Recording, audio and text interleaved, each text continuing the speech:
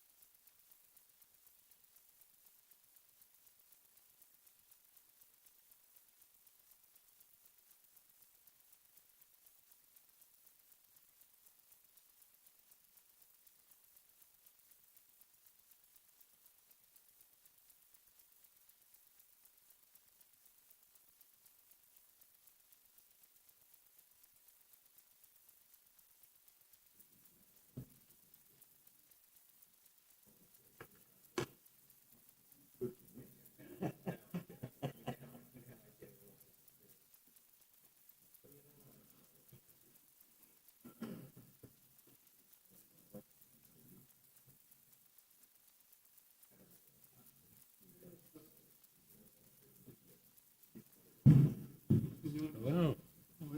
Good, good.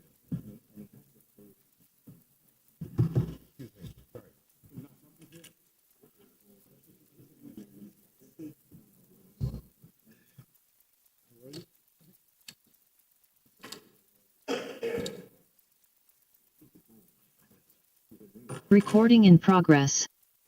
Let's go ahead and get started, please. I'd like to ask everybody to please silence their cell phones and beepers if you have any. Put them on silent, please. Good evening. This board is comprised of 7 members.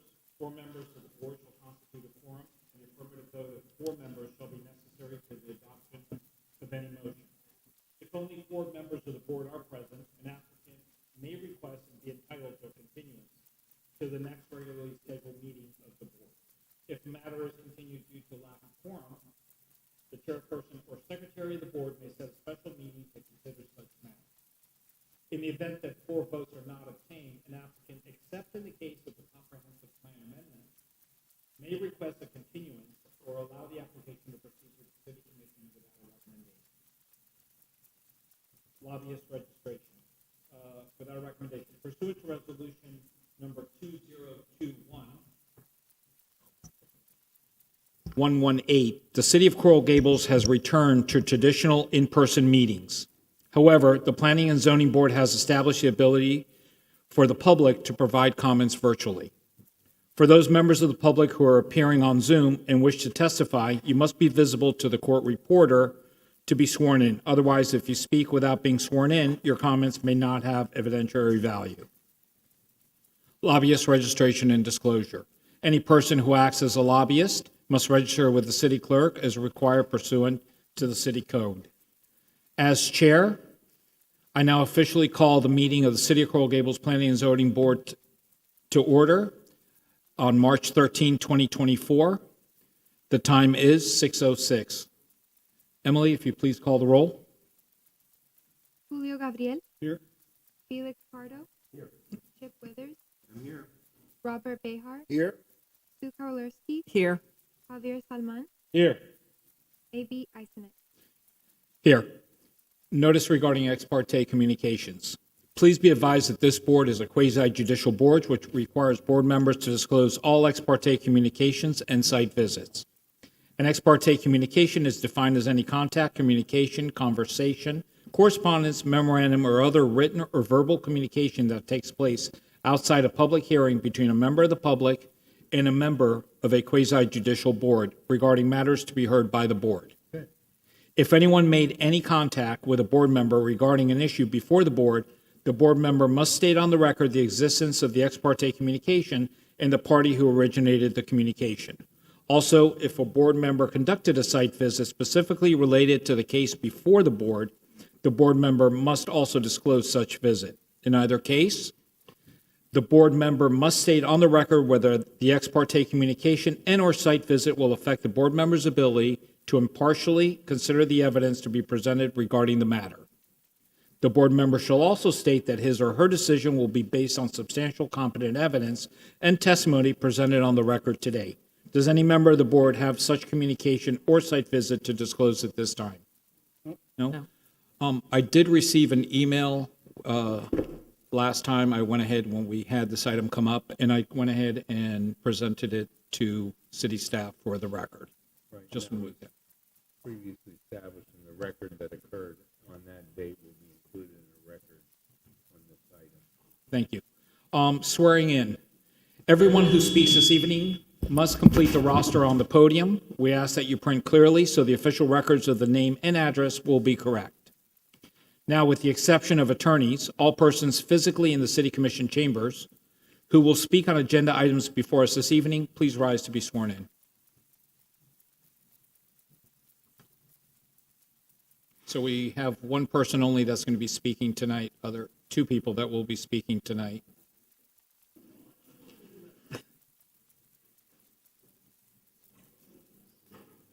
Again, everybody that will be speaking tonight, please stand up with the exception of attorneys to be sworn in.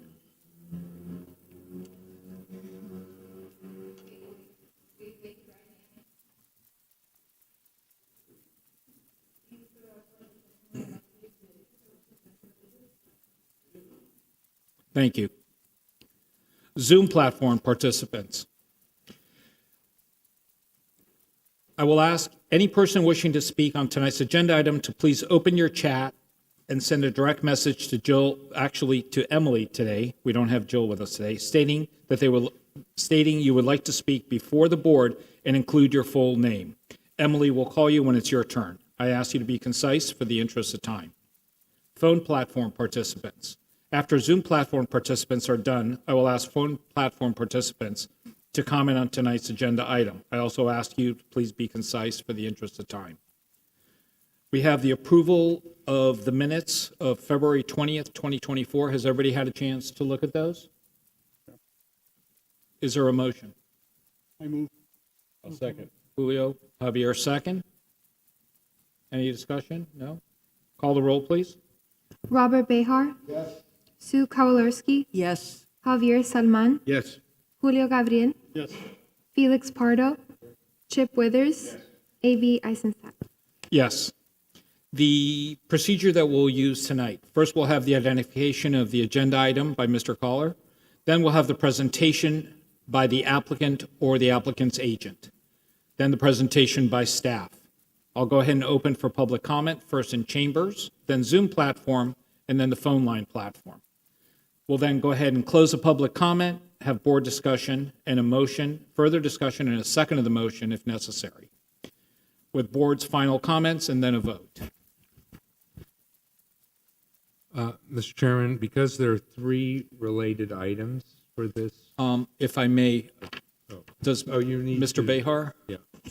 you want Mr. to say Chairman, I something? will have to recuse myself. The project that you will see tonight is one from our office. So I will, at this time, will recuse myself so you can move on. Thank you very much. Please let the record note that Mr. Behar has recused himself and is leaving the chambers. Okay. So I'm going to be reading in all three items. We'll have the hearing will be for all three items, and then we'll vote separately on each item. Item E1, an ordinance of the City Commission of Coral Gables, Florida, amending the future land use map of the City of Coral Gables comprehensive plan pursuant to Zoning Code Article 14, Process Section 14-213, Comprehensive Plan Text and Map Amendments and Small-Scale Amendment Procedures from commercial mid-rise intensity to commercial high-rise intensity for lots 1 through 9 and lots 39 through 42, and from single-family high density to commercial low-rise intensity for lots 17 through 21, Block 14, Coral Gables Craft Section, 130 Elmira Avenue, 152 Elmira Avenue, 160 Elmira Avenue, and 2701 Ponce de Leon Boulevard, and 103 Sevilla Avenue, Coral Gables, Florida, including required conditions providing severability, providing for, including required conditions, providing for appeal provisions, severability clause, and an effective date. Item E2, an ordinance of the City Commission of Coral Gables, Florida, making zoning district boundary changes pursuant to Zoning Code Article 14, Process Section 14-212, Zoning Code Text and Map Amendments from Mixed-Use 2 District to Mixed-Use 3 District for lots 1 through 9 and lots 39 through 42, and from Single-Family Residential District to Mixed-Use 1 District for lots 17 through 21, Block 14, Coral Gables Craft Section. I've previously read the several addresses, so I'm not going to repeat them. Coral Gables, Florida, including required conditions providing for a repeal of provisions, severability clause, and an effective date. Item E3, a resolution of the City Commission of Coral Gables, Florida, providing a mixed-use site plan and encroachments pursuant to Zoning Code Article 14, Process Section 14-203, Conditional Uses for a proposed mixed-use project, including live-work units referred to as 130 Elmira on property legally described as lots 1 through 9, 17 through 21, and 39 through 42, Block 14, Coral Gables section, including required conditions, providing for a repeal of provisions, severability clause, and an effective date. Item E1, E2, and E3, public hearing. Thank you. Mr. Navarro? Welcome. Good evening, Mr. Chair, board members. I want to thank you for the opportunity to defer last meeting. We're excited to be back. For the record, George Navarro with office at 333 Southeast 2nd Avenue. Let me grab the PowerPoint. Don't remember how to use this. Here along with my colleague, Devin Vickers, and our clients and property owners. We're here with, as well, our design professionals from Behar Font, Carlos Lima, and we're here this evening to present a new project in your downtown. It's a very unique project because it will add the first active recreational park in all of downtown. If you could believe that. Your downtown is a place where many people live and work, but it's actually very limited in terms of access to convenient and safe recreational open and green spaces, and there's a big need for these spaces.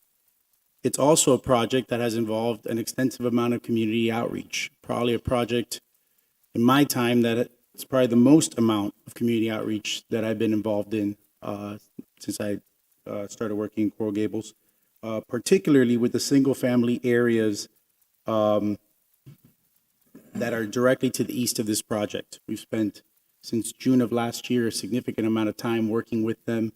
We've had multiple neighborhood meetings. We've had 2 publicly noticed meetings.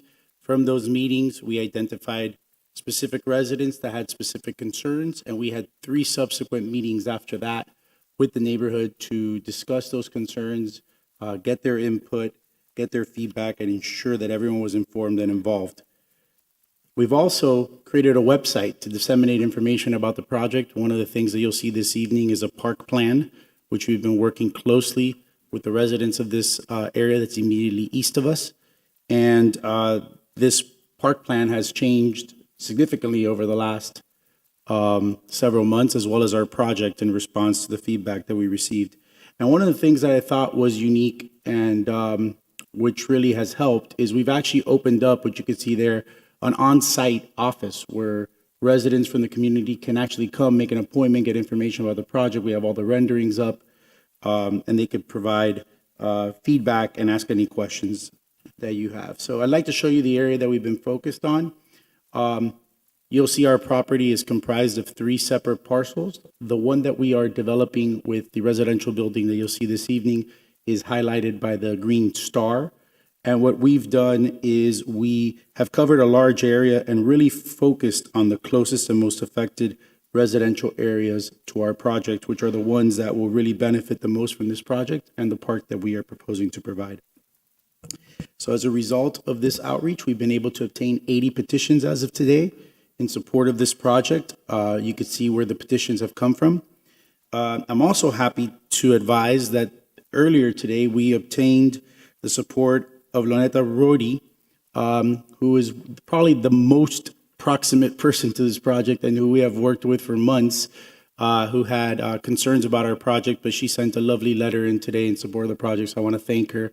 I know she can't be here this evening, but we hope to see her at commission. And our thoughts are with her and her family. But let me tell you a little bit about where this property is in your downtown and where it's located.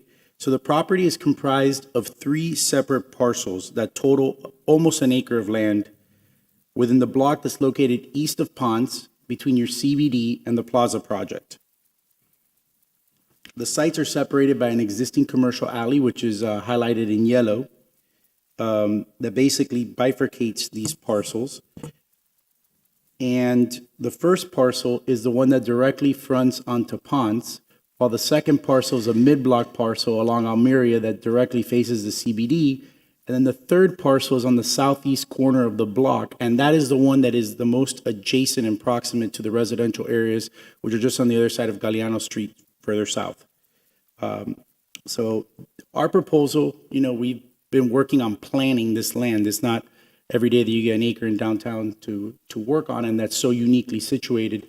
This is the existing 4-story AmTrust Bank building, which I believe everyone's familiar with. It's a building with a lot of charm. I think a lot of people actually think it's a much older building, but it was actually constructed in the 1980s. And as part of our project, we're proposing to maintain the AmTrust building and simply make interior renovations to it. The second parcel, which is the mid-block parcel, is along Almeria. It faces the CBD, and it is improved currently today with a 2-story retail building, an office building, and it has a large surface parking lot, which you can see to your right. This is the parcel where we'll be constructing the new residential building that we'll be presenting to you today for your consideration. The last parcel is on the southeast corner of the block along Galeano. And this has historically been used since the 1980s as a commercial parking lot. For some reason, it has single-family zoning. The whole block is mixed use, kind of out of character with the area.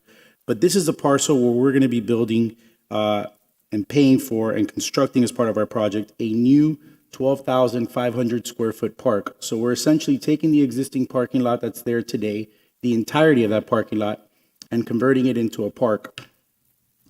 And this park's going to have a lot of landscaping, as you can see, new shade trees, art installations, well-lit walking paths, seating areas, bicycle parking stations, and outdoor playground equipment, which was a request that we received from many nearby residents as part of our outreach. Now, while this is only a concept plan, some residents wanted to see a more kind of walkable park for activities, and a lot of grandparents and families and parents in this area have kids and they have nowhere to take them here. I'll show you later why that's the case. But we are fortunate enough that this property is so big that we could actually program it for both of these uses. And we've started to go ahead and do that. These are the latest renderings, which obviously are a work in progress, but we are going to be continuing to work on these with the community. And these incorporate all of the comments that we've received either online or in in-person meetings with neighbors. It's going to have artwork, as you can see, seating areas. This is more the passive, walkable component of it with, walking and jogging trails. Surprisingly, a lot of dog owners in this neighborhood, but nobody really wanted to see a dog park. But then, obviously this is conceptual, but we want to activate this with recreational equipment for kids, playground equipment. And this is kind of, we've worked off of the feedback that we've gotten to create this plan. So how we've been able to achieve delivering a large park in the heart of downtown, the fact is we're able to achieve that by only building on one of the three sites. And this allows us to preserve the existing AmTrust building and to preserve the entirety of parcel 3 along Galeano as an open green space. The mid-block portion is better positioned to accommodate the height because it allows us to transition the height away from the residential uses on the east side of Galeano Street and place it within your downtown and central business district, your commercial core. In order to accomplish this, we're asking to redesignate the mid-block parcel. It says MX2, my apologies, that is actually MX3. It's currently MX2, which allows 97 feet in height with Mediterranean bonuses. But we are asking to rezone that to MX3, but we're going to be capping the maximum height that could be built on that parcel to a maximum of 141 feet via a covenant that will run with the land and bind the future development of this property. So I'm sure everybody's aware, so you're all very knowledgeable of the code, but the only difference between MX2 and MX3 is the building height, which we're addressing via the covenant. The density and FAR stays the same. And as you can see, there's already a significant amount of MX3 to our south, so we're not moving the line any further than it already is today. We're also asking to rezone the existing commercial parking lot along Galeano to commercial low-rise and MX1 to make it consistent with its historical commercial uses, but also consistent, as you can see, with the rest of the block, which is also completely zoned MX1. But rather than building on this parcel, in its place, this is where we will create a freestanding park, which is interesting because most of the parks that I've seen come before this board are part of a project. They're kind of an ancillary use of that project. This is a completely independent property that will be dedicated to the public for future use as a public park. And we will be doing that via a separate covenant that will run with this property that will dedicate it for public park purposes. So essentially the request before you allows us to do two things. One, it allows us to shift the height from the ends of the block where it could have been built to the middle of the block where it can be accommodated better because it's further from residential and in your commercial area. And secondly, it allows us to free up 30% of this property. So 30% of this property is not being built on, it's not being developed, it's simply being dedicated as a green space, which will become the largest recreational park in downtown. And you'll see why that's important later. We've looked at the options to construct this independently and under this alternative, and we believe that this is a much better alternative than simply developing on all three parcels and providing the minimum open space that's traditionally required for your downtown developments, which, as you can walk around downtown, you see it's primarily colonnades, hardscape plazas, and covered paseos. This would be the per code with med bonus design. You would have along ponds the two 97-foot buildings with the project in the middle as well. And then in the back, there will be another development as well on that existing commercial parking lot. In lieu of this, this is the alternative that we're proposing. We basically bookend the site with buffers. We keep the existing office building where it's at. And in the back, now we have a new public park. And as you can see, the height of this building is very much in context with what's around it. But what's important is the public benefits that we can achieve by this, which is under this development, we're doing 12 times the amount of open air green space that would normally be required. And we're doing 35% more total open space than would be required. As you know, under your code, you could do up to 75% of your open space can be covered with arcades and paseos. So want to kind of go into the height a little bit. This area of the CBD is essentially an area where immediately to our north, west, and south, if you can see in this exhibit here, the buildings to our west and directly to our north, they're already at 190 feet. So this is an area of the downtown that already has many larger and taller buildings existing. And what we are proposing is a building that would be 50 feet less than what already exists there today. So this is not an issue where our project's going to be the tallest building in the area. Will actually be much, much shorter than what's there today. So to walk you through our project plans, this is the overall site plan, including all three parcels. You can see we have the existing AmTrust building to the west, the new residential building in the middle, and then on the other bookend towards the east, we have the large open green space. This is the ground floor plan. We have our main vehicular access coming off of Almeria, but we also have a separate access for service and basement parking in the rear along the alley. One of the things that we want to do this alley is we want to beautify it, make it more walkable, make it more pedestrian friendly. We want to incorporate pavers. And the reason that's important is because we've also incorporated a paseo on the east of the building. So you will essentially have two connections from downtown through the alley along Almeria, one being the western portion of this building, the other being the eastern, where you could cross this block and also have easy access to get to this park. We've also, interesting, the existing AmTrust building has no parking. So what we've done is we have created a basement parking garage that could be accessed through a separate elevator to provide parking for that building. And what we have done is we've created a separate elevator that will allow visitors and employees to conveniently and safely park in one building and walk across to the other.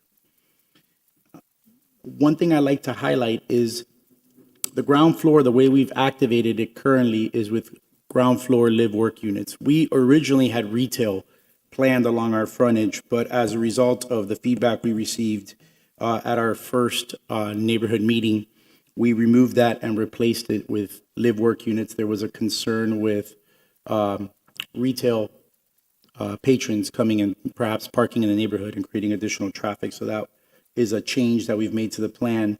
We've now activated the ground floor along Almeria with live work. So just to walk you through quickly, we have floors 2, 3, and 4 are parking. And then we get to the typical floor plans on floor 5 for the 122 units that we're proposing. This is a typical floor plan. These are floors 5 through 13.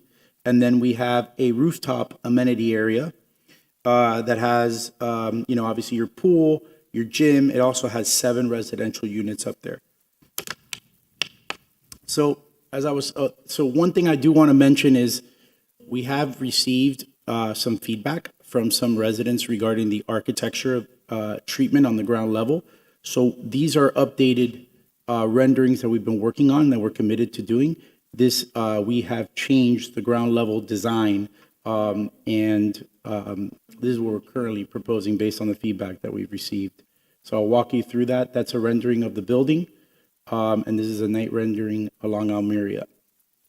So one thing I wanted to address before I conclude is the need for parks within your downtown, because I believe it's very important to understanding this project and why this project's important.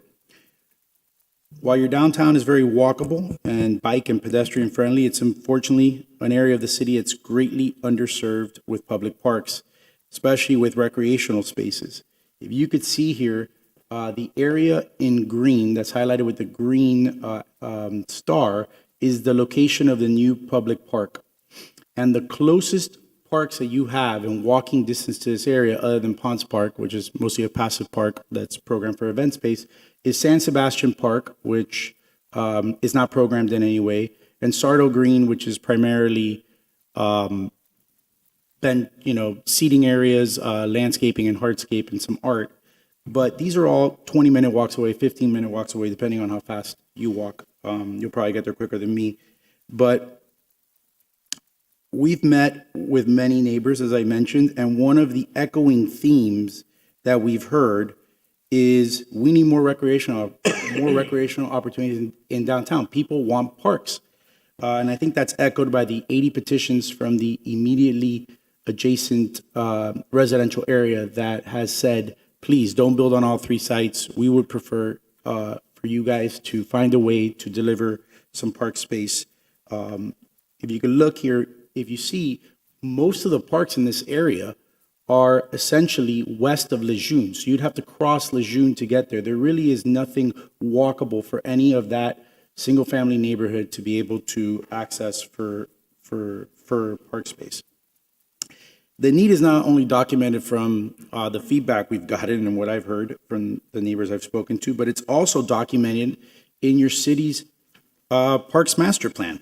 So in 2021, the city went through an extensive workshop and visioning sessions. They did an extensive amount of research, and they updated its Parks Master Plan with two goals. And if you could see, these are two goals that they had. And their second goal, their two most important goals, was the expansion and development of parks and open spaces in downtown, which is exactly what this project will do. As part of the preparation of the master plan, the city also did an inventory of the existing park services throughout the city. For instance, the central part of Coral Gables within the CBD has only a handful of parks and urban spaces, totaling just half an acre in the entire CBD, which most of it, I've looked at each of these sites, is mostly outdoor hardscaped areas and plazas. Just to put in perspective the impact of this park, the park that we're delivering is essentially more than half of the total park space that currently exists today within your entire CBD. And the reason it is so difficult to deliver park space, your master plan outlines it specifically. The reason is that most of the areas within here are privately owned and they're very expensive. So the city is unable to acquire them, right? They're zoned for commercial development. So the city is very limited in the resources that it has in order to deliver this much needed park space. The application that we're presenting today is just one of the few tools the city has in order to try and deliver these open spaces, and that is working with owners to find creative design solutions in locations where it's appropriate to free up valuable land for the development of park space. And I hope you could see that that is what we have been working very hard to try to accomplish here. And I think it's really only by creating a system of parks such as this that you could even begin to address the need that downtown Coral Gables is facing in terms of lack of park space. So I'm very proud to have been involved with this project, and I want to very fortunate to have spoken with so many people over the last 10 months. Those discussions I'm sure will continue. I know that we have not appeased everyone. It's difficult to get full consensus on anything, even where you want to go to dinner, but we feel that we have worked very hard and explained this project to a lot of people and been able to obtain a lot of support from those that are most immediately adjacent to us. And with that, I'd like to reserve a few minutes for rebuttal, and I'm here to answer any questions the board may have. Thank you. Let's go ahead and have Jennifer.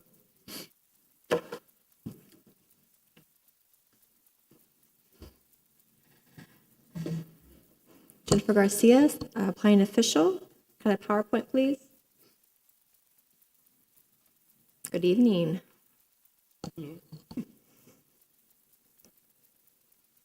Perfect, thank you. So 130 Almeria, the mixed-use project that we're reviewing today, has three requests. The comprehensive plan map amendment, the zoning code map amendment, as well as the mixed-use site plan and encroachments.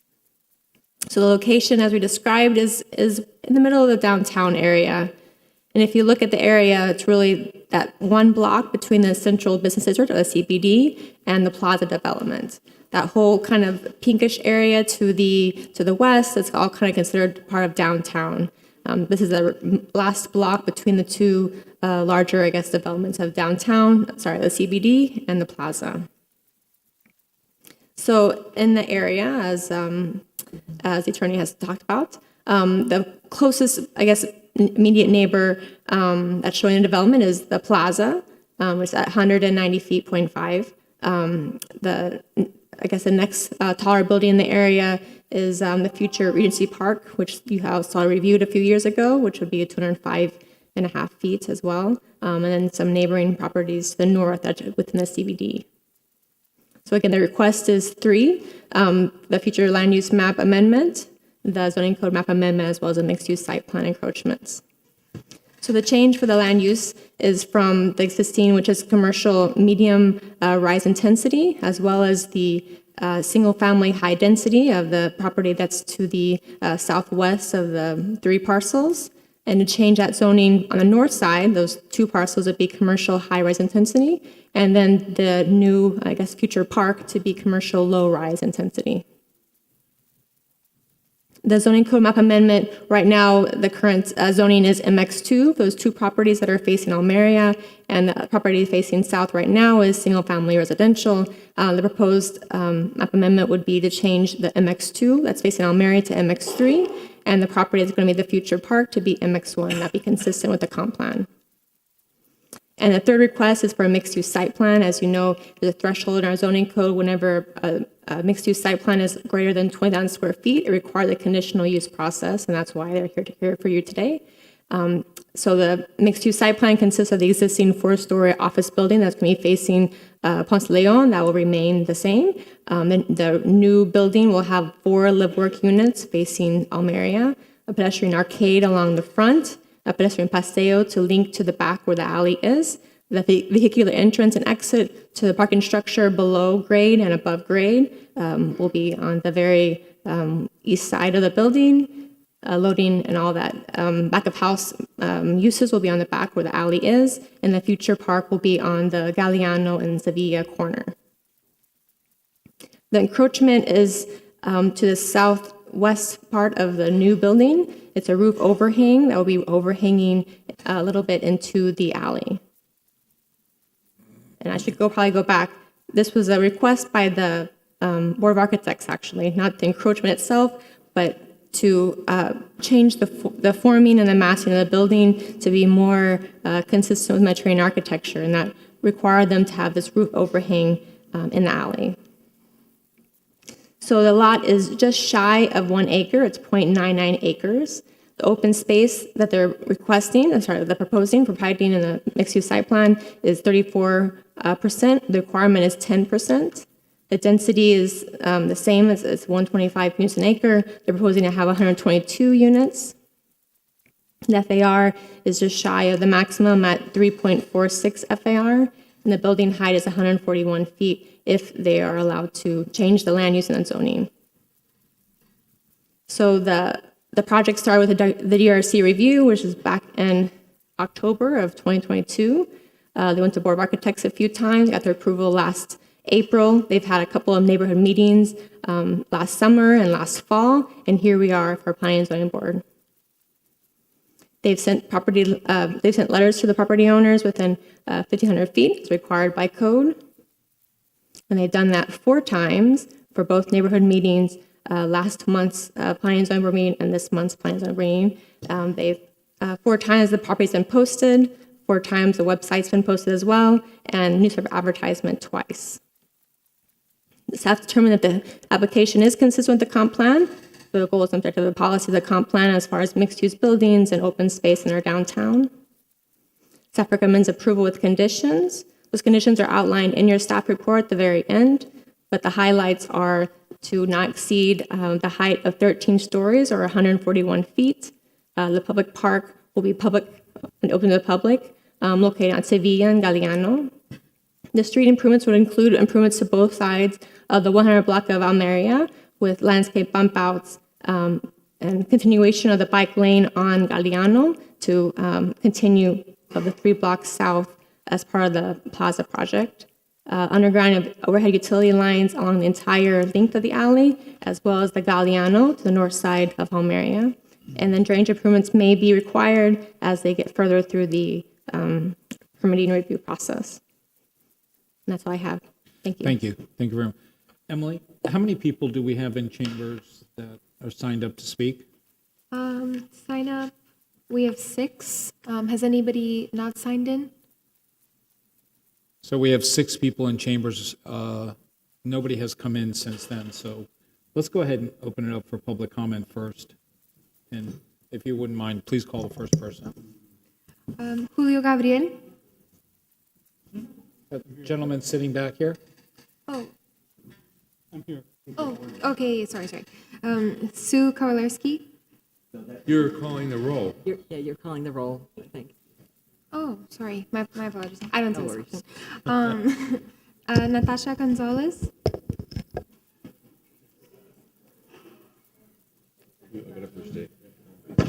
Sorry.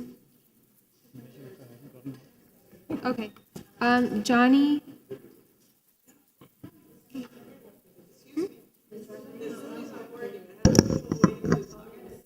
I have everybody listed online, like who's in the waiting room. I've admitted them. Do they have the right code?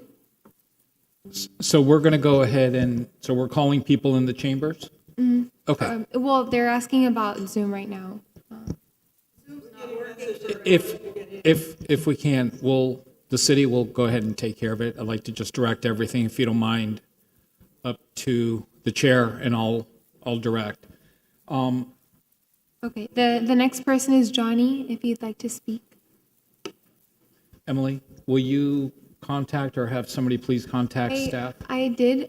So IT came downstairs, but I've admitted everybody who's come into the waiting room. The ID number is, I believe, 9513. I don't know if you'd like to tell. Could you speak clearly into the microphone and just give everybody? That the Zoom link is 9513. I've admitted everybody who's been in the waiting room. You can find the link on the agenda.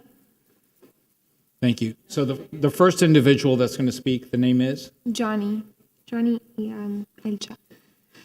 Hi. If you could please state your full name and address for the record. All right. Good evening, everybody. And my name is Johnny Aljak. I'm living in 305 Fluvià Avenue, 3314, and my phone number is 786. You don't have to state your phone number. Just, Oh, right. Okay. Just your name and address. Thank you. All right. Okay. Thank you. And I'm here to support that project, that upcoming project, and included a building and park. And I think it's a good project for our neighborhood. I have a daughter. He likes to walk and running, and he's spending a good time. And I know a lot of people have family that like to do that. And that's the reason because I'm here. And I would like please approve that project because I'm sure that it's going to be good for our neighborhood. Thank you for listening. Thank you, sir. The next person, please.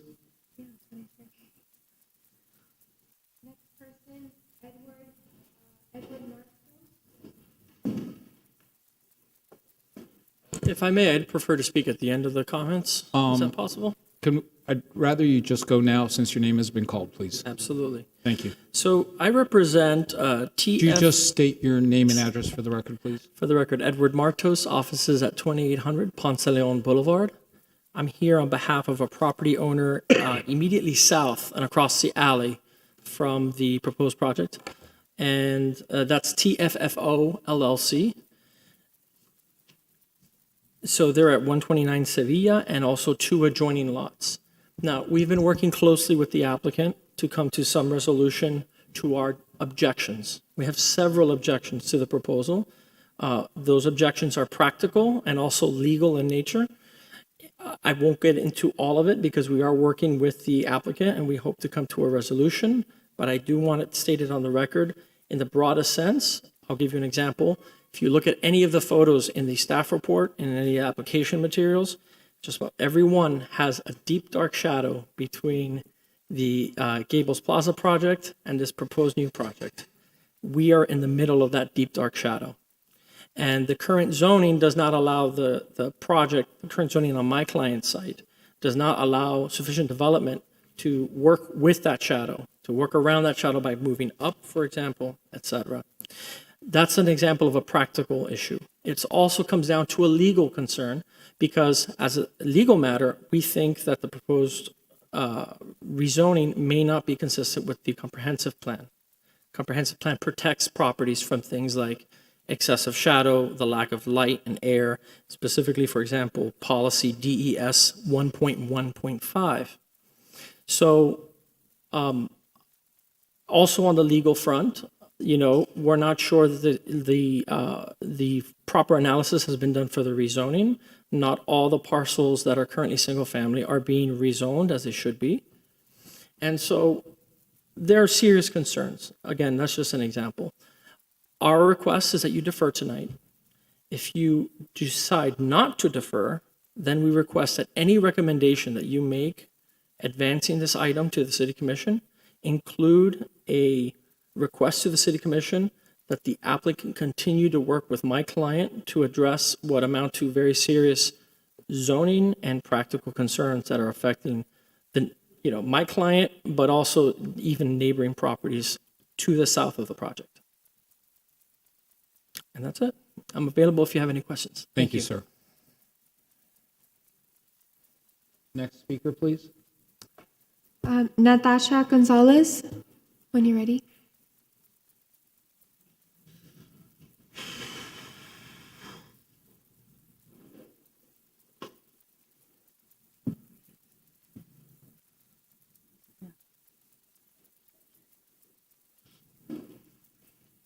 Buenas noches. I am just playing interpreter for the evening.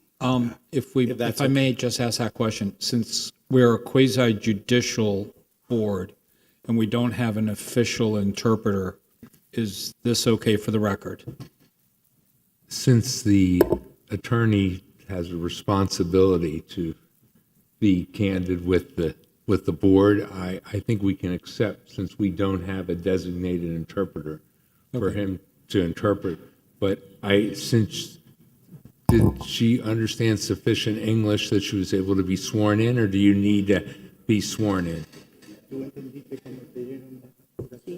Yes, she did. Okay. I just So- wanted to I clarify think legally. from what I spoke to her, she speaks English but prefers Spanish. That's fine. If the city council is Right. good with it, then we're good with it. All right. Go ahead, please. Mi nombre es Natacha González. Buenas noches, primero que todo. Yo Good vivo evening, en- everyone. Natasha Gonzalez.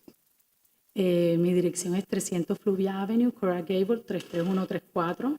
300 Fluvia Avenue, Coral Gables, Florida, 33134. El teléfono es 786. No tiene que dar el Ok, teléfono. ok. Bueno, de la primera vez que empecé a escuchar del proyecto, The first time I started hearing about this project, me interesó mucho y le he hecho el seguimiento bastante seguido. ¿lo puedes decir una vez más? Ok. Le empecé a hacer el seguimiento y bien seguido, o sea, de seguido. She started following it along and paying close attention. La idea, lo que más me llamó la atención a mí fue el tema de la donación del parque. What called her attention the most was the ability to have a park. If I can ask her just to lower the microphone to her voice, it'll be easier for the court reporter. Thank you. Okay. Lo que más me interesó a mí fue la parte del parque. Yo soy una persona que camino bastante con mis hijos y tengo muchos sobrinos alrededor y hacemos eso como plan familiar. She's a person that walks along a lot with her kids. She has a lot of nieces and nephews too, and that's something that they do very often is walk around the neighborhood. Entonces esa es la razón por que me tomé el tiempo de venir, de sacar tiempo para venir acá a hablar sobre la idea del parque y apoyar el proyecto y que bueno que ustedes también nos los aprueben para poder sacar este proyecto hacia adelante. So this is the reason why she took time out of her day and took tonight to come over here to speak in support of the project and ask that you approve it. Yeah, thank you. Did you say thank you? Thank you. Thank you very much for coming. Next speaker, please. Next is Sarah.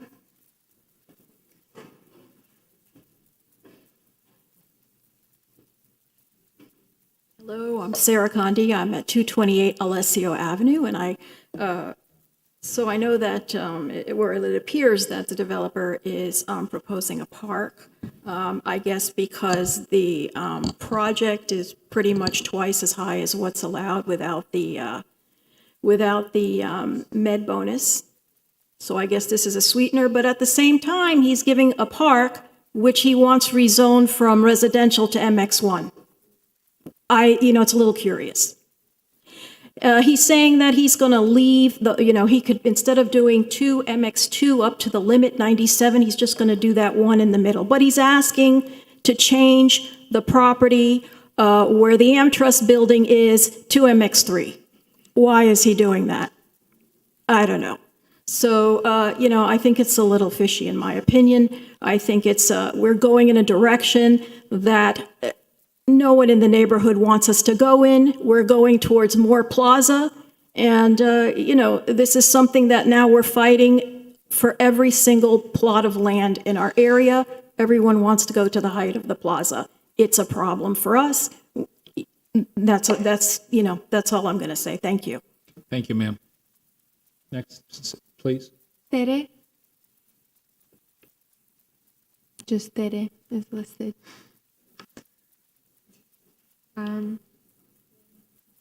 Next person I believe is Fabio. I understand. Forkvik, the last name?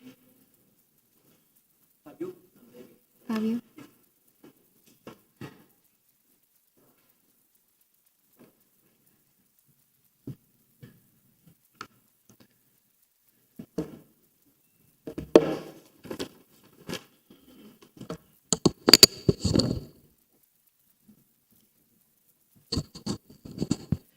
Good evening, Chairman, Board of Members.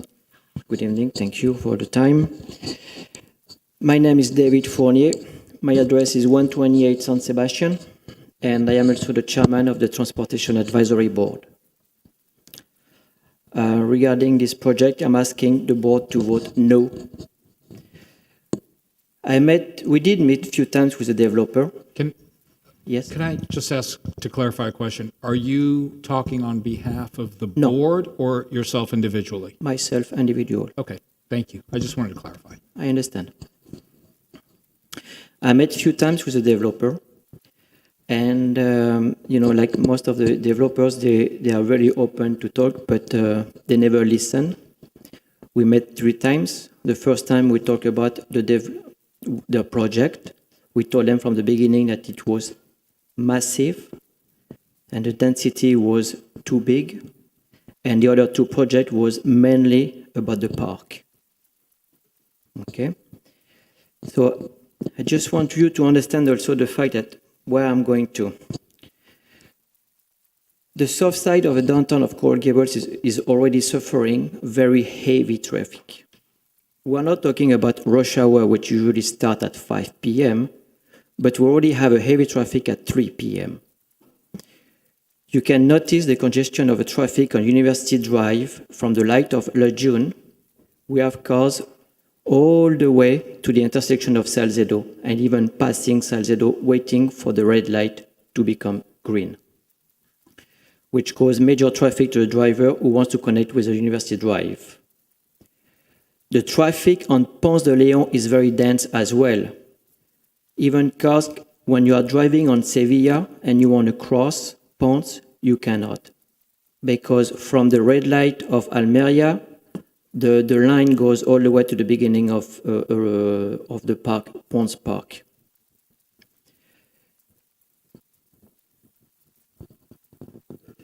These are only few examples of today's traffic, which is only 500 feet of this project.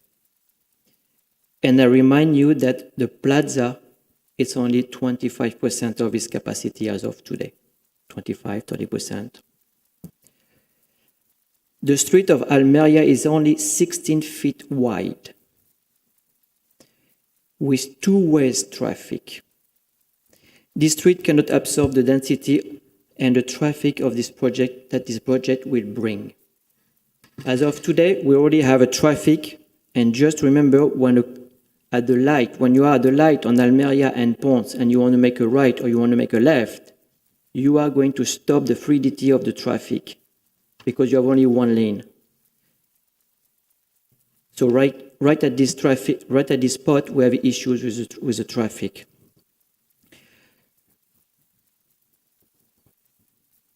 Also, I want to remind you that we are going to have also a major other project which is coming on Salcedo between Almeria and Valencia.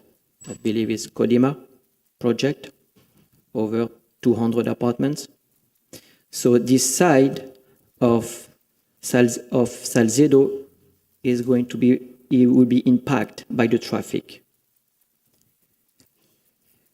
And the Galliano Street, which before you didn't have any traffic on this Galliano Street, but now you can take Galliano Street. If you want to you have the line now to make from this Galliano to make a right on Miracle Miles, all the way to French, to the, what's called, you have some restaurants. So you have a line of like over 100 feet, 200 feet. So this Galliano, this area of the city is getting impact very, very much. And then if on the top of that, we are adding a massive, with a big density of a project, it will be too much. This area cannot absorb this kind of traffic already. And I want to finish by saying that this project is very similar to the Ponce Park Tower, which the Ponce Park Tower was denied twice. And if I remember well, the architect of this project, Mr. Béard, did vote no for Ponce Park Tower. And this project is very similar to Ponce Park Tower. That's all I have to say. Thank you very much. Do we have one more? Tere, who was the previous? Is there anybody in chambers that wish to speak that has not been called, that has signed up? No? So we have called everybody that's in chambers. What do we have on Zoom? We have 8 participants. Currently, one person has raised their hand. If you're on Zoom, please raise your hand so I can allow you to speak next. Has anybody sent you a message that they would like to speak? Yes, 2 people. So I can. Okay. Let's go ahead and start with the first person that sent you the message, please. First off, Neff. Yes. Hi, how are you? This is Christopher Neff. 40 Sevilla Avenue is my address. Mr. Neff, would you like to be sworn in? If so, we'd have to have your camera on. It's not necessary. Sure. Sorry, but if I am sworn in, then it's on record. Is that the difference? Evidentiary. Correct. Okay. Yeah, I'm happy to turn my camera on. That's fine. Hopefully, the feed stays. Can you see me?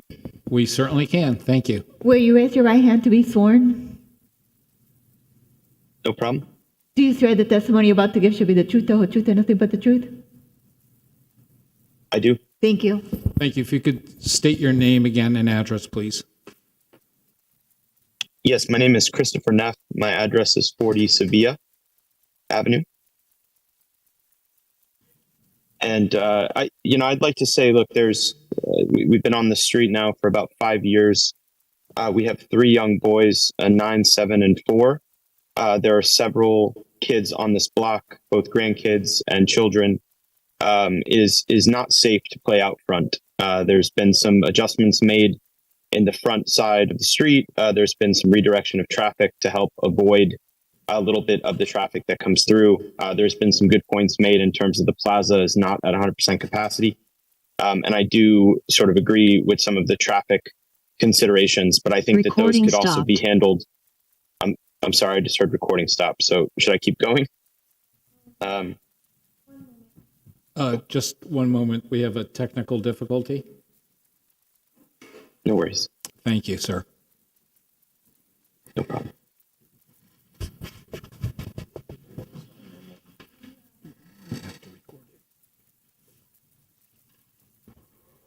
It's just the meeting needs to be recorded, and the recording has stopped for some reasons. Get a time limit. You could show us your backyard. I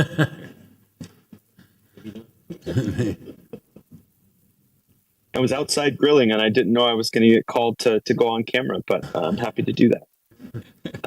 Shall I continue? Sorry, or should I continue? No, if you just wait 1 second, it'll be taken. Recording in progress. Okay. Could we put him back on, or we have to wait? There you go. Please continue, and I apologize on behalf of the city. No, totally fine. I work in tech. I get it. It happens. So my point is, I do believe, it's very hard for our kids to play out front. We feel obviously safe with them playing in this yard, but we do not feel safe with them playing out front. And I know others on this block share our concern. I do believe that this park would be great for our block. It would be great for the kids. It would be great for all those that want to walk the area. And there's way more people sort of walking the area and enjoying this street since the plaza has been created. So I do think there are some legitimate concerns about traffic. And I do think those could be rectified in other ways. But I do believe, I would like to support this. And I think that the park could do a lot for this area, for those individuals that live on Sevilla and the surrounding streets. So thank you. Thank you for the time. Thank you, sir. Next person, please, on Zoom. Next person was Adriana.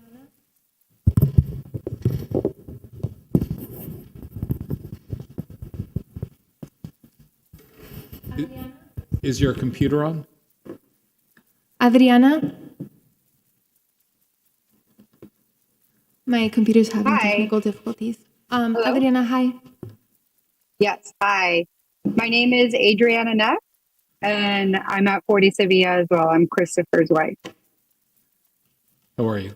If you could, you stated Hi, your how are address you? already, so thank you. 40 Sevilla, we're- yes, we're- Adriana Neff. We're going to swear you in. If you please raise your right hand. Do you swear the testimony about to give should be the truth, the whole truth, and nothing but the truth? Yes. Thank you. Continue, please. Hi. So just to piggyback off what my husband's saying, but from a mother's point of view, I'm constantly walking around with the kids. The closest park to us right now is Pond Circle Park, which I have to cross the street with 3 little ones, either on scooters or bikes, through ponds, which is, I'm sorry, it's like barking right now. Through ponds, which is a heavy traffic street now that the plaza's open and there's like more stuff going on. So that's always a concern for me. I know on our block specifically, there are 8 children that are residents, but none of them get to play outside. I don't know what other kids are in the neighborhood, like the streets next to us, because like the kids never get to play outside. So it's just kind of disheartening that, our childhood is different than theirs, where we got to play outside until the streetlights came on, and they don't have that, especially in such a beautiful city. So we bring them a lot to the youth center, which is our closest park to us, or Douglas Park, which is not part of our city.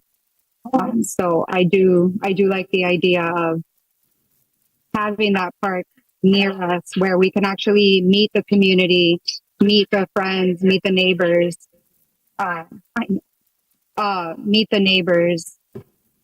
and feel more like a community and not like everyone's just kind of living in their own separate space. That's all I wanted to add. Thank you. Next person, please. If CGTV can see who else has their hand raised, I'm trying to enter the Zoom.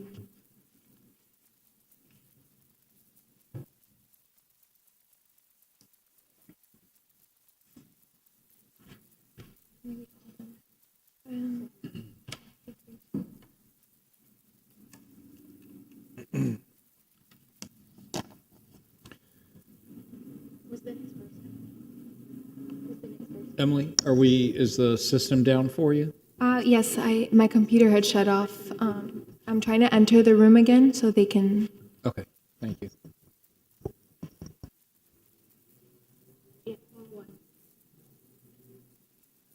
Thank you, everybody, for your patience. There we go. Hi, could you please state your name and address for the record? Yes, Alicia Bakovic. Address is 730 Cremona Avenue, and I'm a property owner of 3026 Coconut Grove Drive. Could you please raise your right hand to be sworn in? Do you swear the testimony you're about to give should be the truth, the whole truth, and nothing but the truth? I do. Thank you. Please proceed. Thank you. Good evening to the Planning and Zoning Board members. We purchased our property back in 2005, and back then, it's almost 20 years ago. We thought that it was very attractive to live close to downtown Coral Gables and have a walkable lifestyle, if you will. I can certainly say that we've seen the evolution of this craft section throughout almost the last 20 years. Certainly being in concert with George Merrick's original master plan of having a live-work district. When we purchased the property in the mid-2000s, I don't know if anyone remembers, but the adjacent commercial properties were essentially concrete jungles.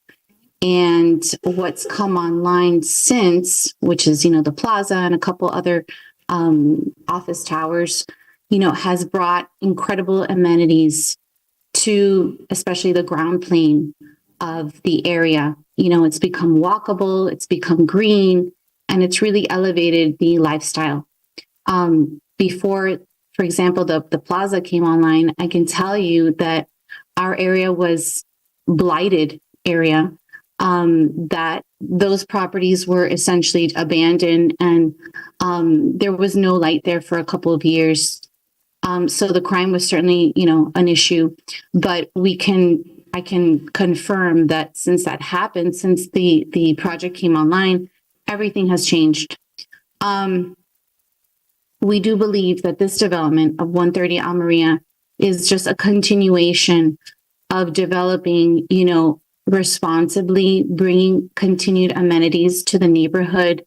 And it's really in keeping with, the Garden City vision of George Merrick. This park is responsible development. It will bring, the green space that this neighborhood needs.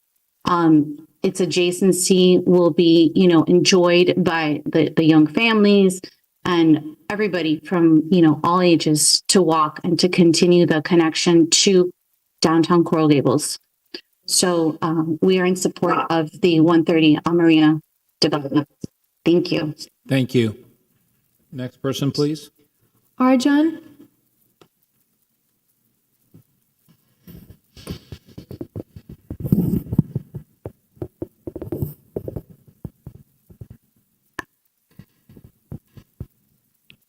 Do we have the individual there? It's showing here. Arjan?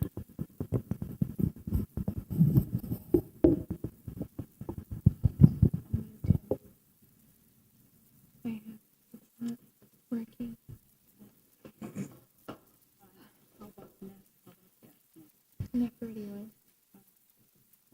Is the gentleman still there? Arjan, can you please unmute your computer?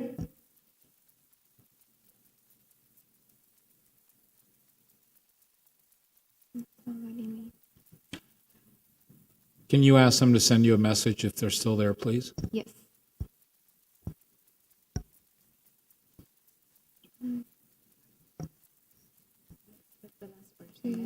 This is the last person who has their hand raised.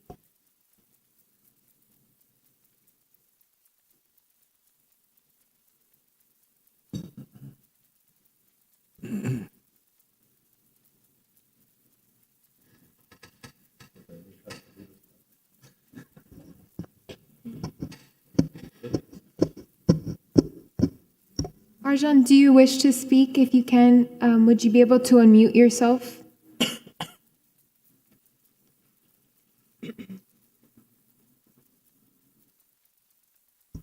Are they able to text you to make sure they're still there? Yes, I chatted them. Okay.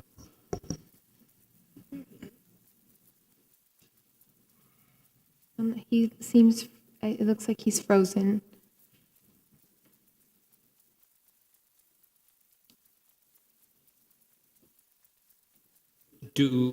That's the last person that you have on Zoom, is that correct? Correct. Do you have anybody on the phone platform at all? No, Okay. I do not. It seems like he got out of the Zoom room. Maybe he's trying to log Maybe back he's in. trying to,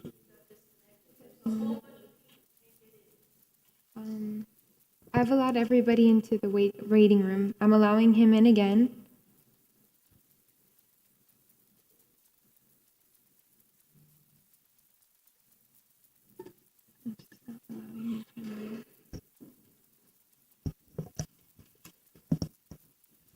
Jennifer, do we have somebody from IT that can? Okay, thank you.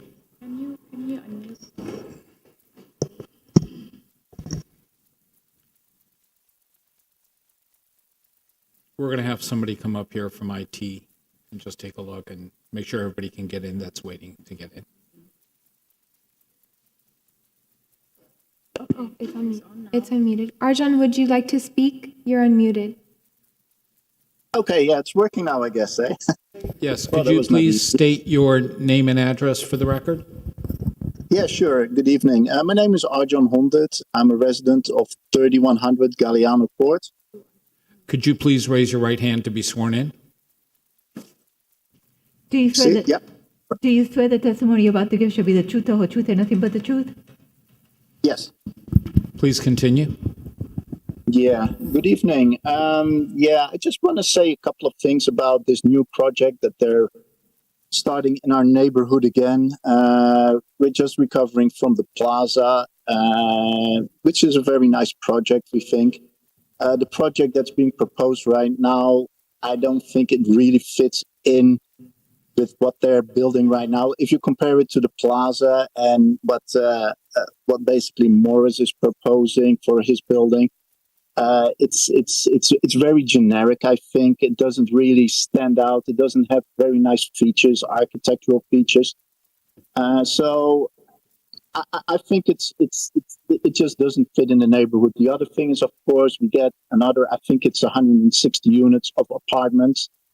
Apartments means renters. Nothing wrong with renters, but we already have a lot of renters living in the plaza right now. They are not as involved in the community as homeowners. They come and they go. Most of them, they come from Brickell. They live here for a year, they check it out, and they move on again. So the community feel is slowly disappearing in the neighborhood, which is really too bad, I think. That's something we miss. And then there's another thing, and that's the traffic. I walk my dogs a lot, especially around the plaza. I think the traffic situation is getting worse by the day. Just crossing streets, it's just becoming dangerous. First of all, this is Miami, so people really don't follow rules too well regarding traffic. And then second of all, it's very confusing what's happening around the plaza. And I think that the new project is just going to add to the traffic situation we're having right now. Then I would like to say another thing about the park, which really bothers me. About 3 months ago, there was a lady coming by. Well, there were two ladies coming by in a car, and I was out in my front yard, and the lady got out of her car and she said, "Hey, can I ask you a question?" I said, "Yeah, sure." She said, "Listen, what do you prefer more, a park or more high rise and more buildings?" I said, "Well, a park, of course." She says, "Oh, do you mind signing this letter then?" I'm like, "Yeah, sure, I'll sign the letter for a park." So she gives me the letter and I start reading the letter. There is no mention of a park whatsoever in that. It just says, "I support the project they're proposing right now." Well, I do not support it, so I did not sign the letter. I've talked to many neighbors of mine and I asked them, "Hey, did you sign the letter?" And they're like, yeah, we want to have a park. I said, "Well, do you know you signed that you're in support of the project?" And they're like, "Whoa, I don't know. Is it so?" I said, "Yeah, did you read the letter?" Well, mostly nobody read the letter. What's in there? They just signed for it because they thought it was for a park. That's not really a good way of, of gaining trust from your new neighbors. I think that's a very tricky way of doing business. I won't call it. I wouldn't call it a scam or something, but it's just it doesn't sit well. If you want to be part of the neighborhood, just say what you want and be clear and don't come with tricky ways of getting people's signatures. So yeah, I'm against the project, and that's it. Thank you very much for your time. Thank you, sir. Anybody else that you have on Zoom? Nobody else with their raised hand. If anybody else on Zoom would wish to speak, please raise your hand. Or ask them to send you a direct message, please? Or send a direct message, please.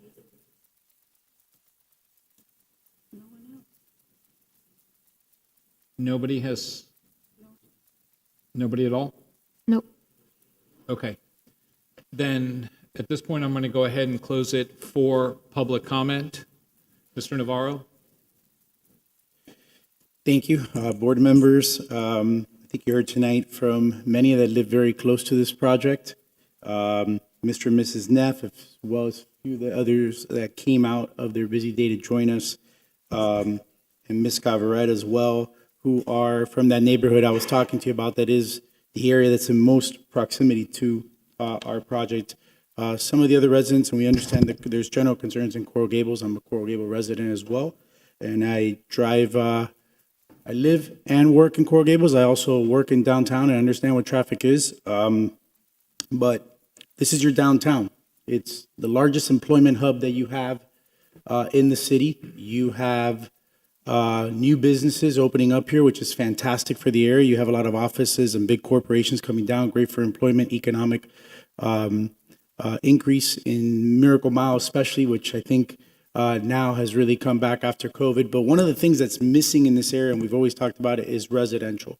And this application, while we are talking about residential, really this application is about height and where to put it. That's essentially what our request is. Do we want to allow more height on this parcel in exchange for an open space? So 12,500 square foot open space in exchange for 44 feet in height. And I'd like to just show an exhibit. If I can.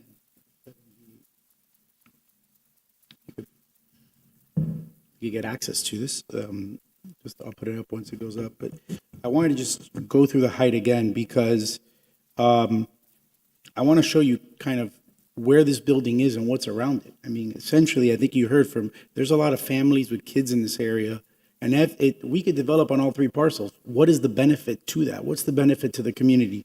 I also want to clarify some of the way that our outreach was documented there. I mean, this has been literally since June of last year, 10 months of talking and speaking to people as much as possible and sending mailers out and having individual meetings. And when you explain this project to someone, we could build on all three. Would you prefer to have a 12,500 square foot park in exchange for 44 feet of height in the middle of a block that we could build it next door and we're essentially just picking it up and moving it? People that live in that area are like, yes, I would like that. You heard from some other residents here, which have the same general concerns that I would if I was in Coral Gables, right? If I, as a resident, but they live in areas that are on the other side of University Drive that are served by parks. Everybody should have fair access to parks. So I just wanted to this application is about height and open space. And if you look at where we have proposed this project, this is not near, this is in your downtown, in your commercial area. Part of my clicking, this is the first option. This is the second option. Same number of units, same everything. It's just a different design. And in terms of relation to the height in the area, and please pardon me for having to go through each slide. This is basically our context. I mean, look at the buildings around us. We are literally, 50 feet smaller than what's around us. This is non-area. We're coming in and putting the height. You have MX3 to our south. We're in the heart of your downtown. And we think, comparing both of them, this is really a project that delivers a great public benefit and has been thoughtfully designed. And we hope to have your support as well. I'm here to answer any questions. I'm sure the board will have them. So as needed, I'll be in the audience. Thank you very much. Of course. Sue? Thank you. Thank you. Hi, Mr. Navarro. It was very interesting to hear the public comments tonight because even before the public comments, I said, are we here to approve a park or are we here to approve a massive project? And what followed were comments from this audience. But let me ask you something specific. You said you had 80 people signing a petition. Mm-hmm. And I asked Jennifer earlier via email today for all the people that showed up at your meetings, their names, their contact info, their comments. I never received those. Okay? I never received any comments from the meetings. I don't know who showed up at the meetings that you had. Now you're saying you have 80 people that signed a petition, okay? Correct. And I'd like to know what the question was that you asked and how you posed it to the people, because I'm hearing a very disturbing thing from a resident. That is one resident, correct? But Well, I know, but I know it's you a know, resident. but everybody could say what they want to say, and they're on Zoom, and you can't ask them otherwise, unfortunately, right? But I could tell you that I've been at all 5 of our meetings. The first meeting was packed, a lot of people. I could tell you that a lot of people were not very happy because when you say I want to go from MX2 to MX3, when you're next to the plaza, that's MX3 and 190 feet, and provided very little public open space to anybody there except for hardscapes for restaurants, which have some great restaurants. But that meeting was packed. And I could tell you that a lot of people left that meeting not happy. And what we did was we sent mail notice back out again and had a second meeting. And we continued this process, explaining the project the same way I've explained it to you today. That's exactly how we've said it. This park is not about a massive development because this building is not at the max that it could be, but it is about a park. Because either you could have a site that's fully constructed with arcades and concrete jungles, like you've heard some of the residents say, or you could have a project that says, look, instead of that, I'm going to take 30% of my property and I'm going to make it into a public park, and I'm only going to build on this. And while other rezonings have a bad name, but not every rezoning is the same. It's location, location, location, and what is the exchange for the rezoning. In this case, we're saying we want to go higher, not to the max. We want to be able to provide more height in order to provide a park. And that's exactly how we explained it. It's true. Do you want a taller building, or do you want a taller building with a park, or two sort of tall buildings with no park? Mr. Navarro, I understand. I mean, you had your presentation, I appreciate it. Yeah, But it's like horse trading. It's like, and it seems like in this horse trade, we're getting the nag and you're getting the stallion, because you're asking to blow through every single law that we currently have regarding development. You want to blow through the comp plan, you want to blow through the zoning code, land use designation for park. So you want to violate our laws to give people a park that's much needed. I agree with that. How else would you do it? The zoning laws are not to be violated. The zoning laws, the comp plan, is like the Constitution. It changes over time. That is not correct, sir. That is not a living document. That is a static document. Okay, you can interpret it any way you want. I don't want to talk about Constitution. I'm just saying this is horse trading gone awry. I understand. This is horse trading gone awry. We're seeing more projects coming in with, there's the project over here, but it's really a park. And what you did today was a presentation about us considering a park. Yes, because the rezoning is, we are freeing up, it's very simple. You have lot coverage and open space requirements in your code. You have height. You have people that want parks. How are we going to achieve that? Okay, if I'm in an MX low-rise area and I'm going up a bunch of feet like people do, and I'm giving you a sliver of a park, that's a different story. Here we're saying we have 3 development parcels. We're asking to rezone one and essentially building less on both. This is something that we're presenting for consideration. The comp plan, just so you know, just one quick thing, has to be updated every 7 years. They're called EAR amendments. Okay, excuse me. It's supposed to evolve as the needs of the community. Excuse me one second, I'm sorry. Jennifer, when was the last time that the craft section was upzoned? What year? Of any small scale amendment? I guess the last time it was approved was probably 2021. Okay, so we're talking about 3 years ago. That entire section, the whole zoning code changed for that section. It was upzoned 3 years ago. And now you're coming in and you want to blow past what we just rezoned 3 years ago. Oh, I just want to clarify something. No, that was a small scale amendment. So what I'm talking about was the area north of University, west of Salcedo, and south of Catalonia. So Okay. that was originally single family high density actually, and that was changed to MX1. Okay, let me ask you this. When was this property bought? Mr. Navarro, when was the property bought? Last year. Yeah. Okay. And you knew, I'm assuming the owner knew what this was zoned for last year. Correct. So what was the intention of buying it if you weren't going to build what was allowed? So as this board has encouraged and as I've been told to engage with the community, which I think is important, we started off with a completely different project. However, once we started speaking with residents, their preferred for us was not to touch the Galliano lot.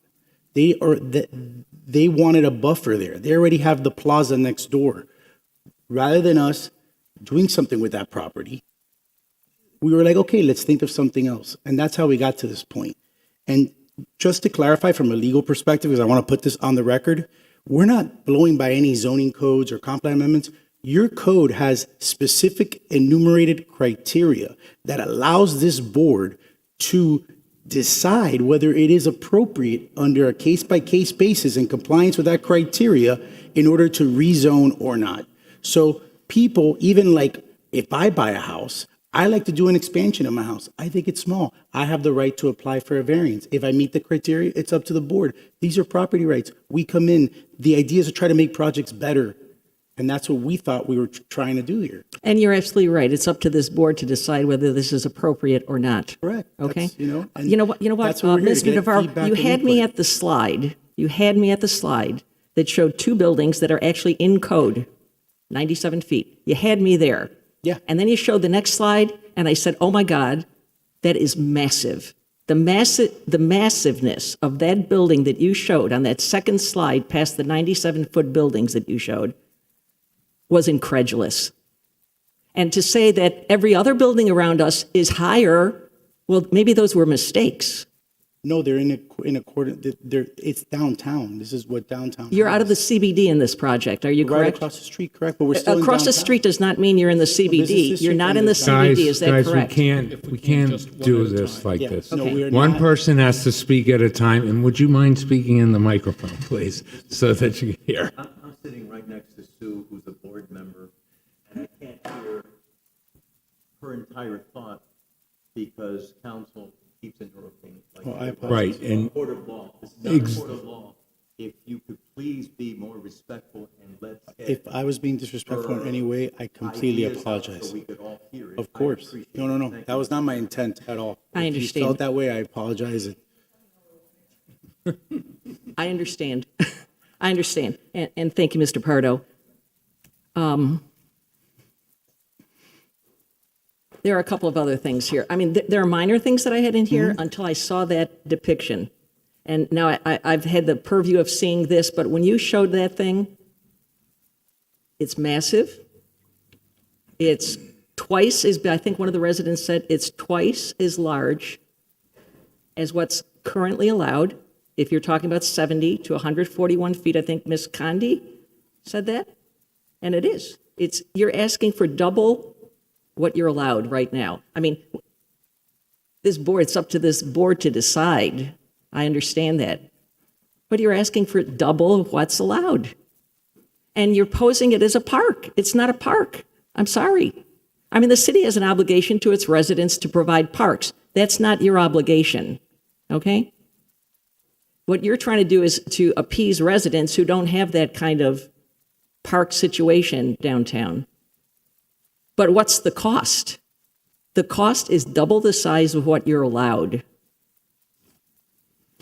That's all I have to say. Thank you. If I could just respond for one. Yes. comment, and I apologize. I just want to clarify that the existing zoning, I know Mr. Pardo knows this, he's shaking his head, is 70 feet by right, as we call it, which if you're over 20,000 square feet, nothing's by right. But with Mediterranean bonus, it goes up to 97. And the gap that we are closing is between 97 and 144. So 141. 141, sorry, 44 feet of height. I just want to clarify, it's not necessarily double, even though it depends on how you, with bonus or without bonus, and that's all. Thank you. Chip? Are you willing to donate the park to the city? So that is something that we have definitely talked about. I think we're still going through the So is it legal. a yes or no? We are getting a yes. Yes, I've been asked to work on that, and that is our goal. What we have right now is a covenant, but the intent is to dedicate it. This property, like I was saying, it's different because normally And I've done park projects before. I know you know that, but I've done them. This is completely independent, so it's a much easier transaction to just say, take these platted lots. They're not connected to us in any way. And if you do that, and this does go through, I suggest you name the park, and part of your agreement is that the name stays with the park. So the city can't, in the future, name the park. Just speaking from experience. Yeah. I was going to name it after myself. Okay. Number two, on the showroom, I know it is locked showroom, on the AmTrust, Bank of Coral Gables, whatever it was, why not just leave it at the current zoning? So I think it was one of those things that, so we'd be happy to remove that. That's a condition of the board to remove that. It was almost like just kind of like rounding off the piece, right? Just colors on a map. There really is no practical reason to rezone that at all, other than just to have the map kind of go around. When this project is built, right, whatever can be built on AmTrust is being built on this site and the other site as well. So there will be nothing left to build, but we would be 100% voluntarily excluding the AmTrust building from the rezoning because practically there is no additional anything that we're getting from that rezoning. And that's a great catch that I think one of the neighbors brought up. I guess the central business district goes down the middle of Almeria, right? Yes, that's the southern border of it.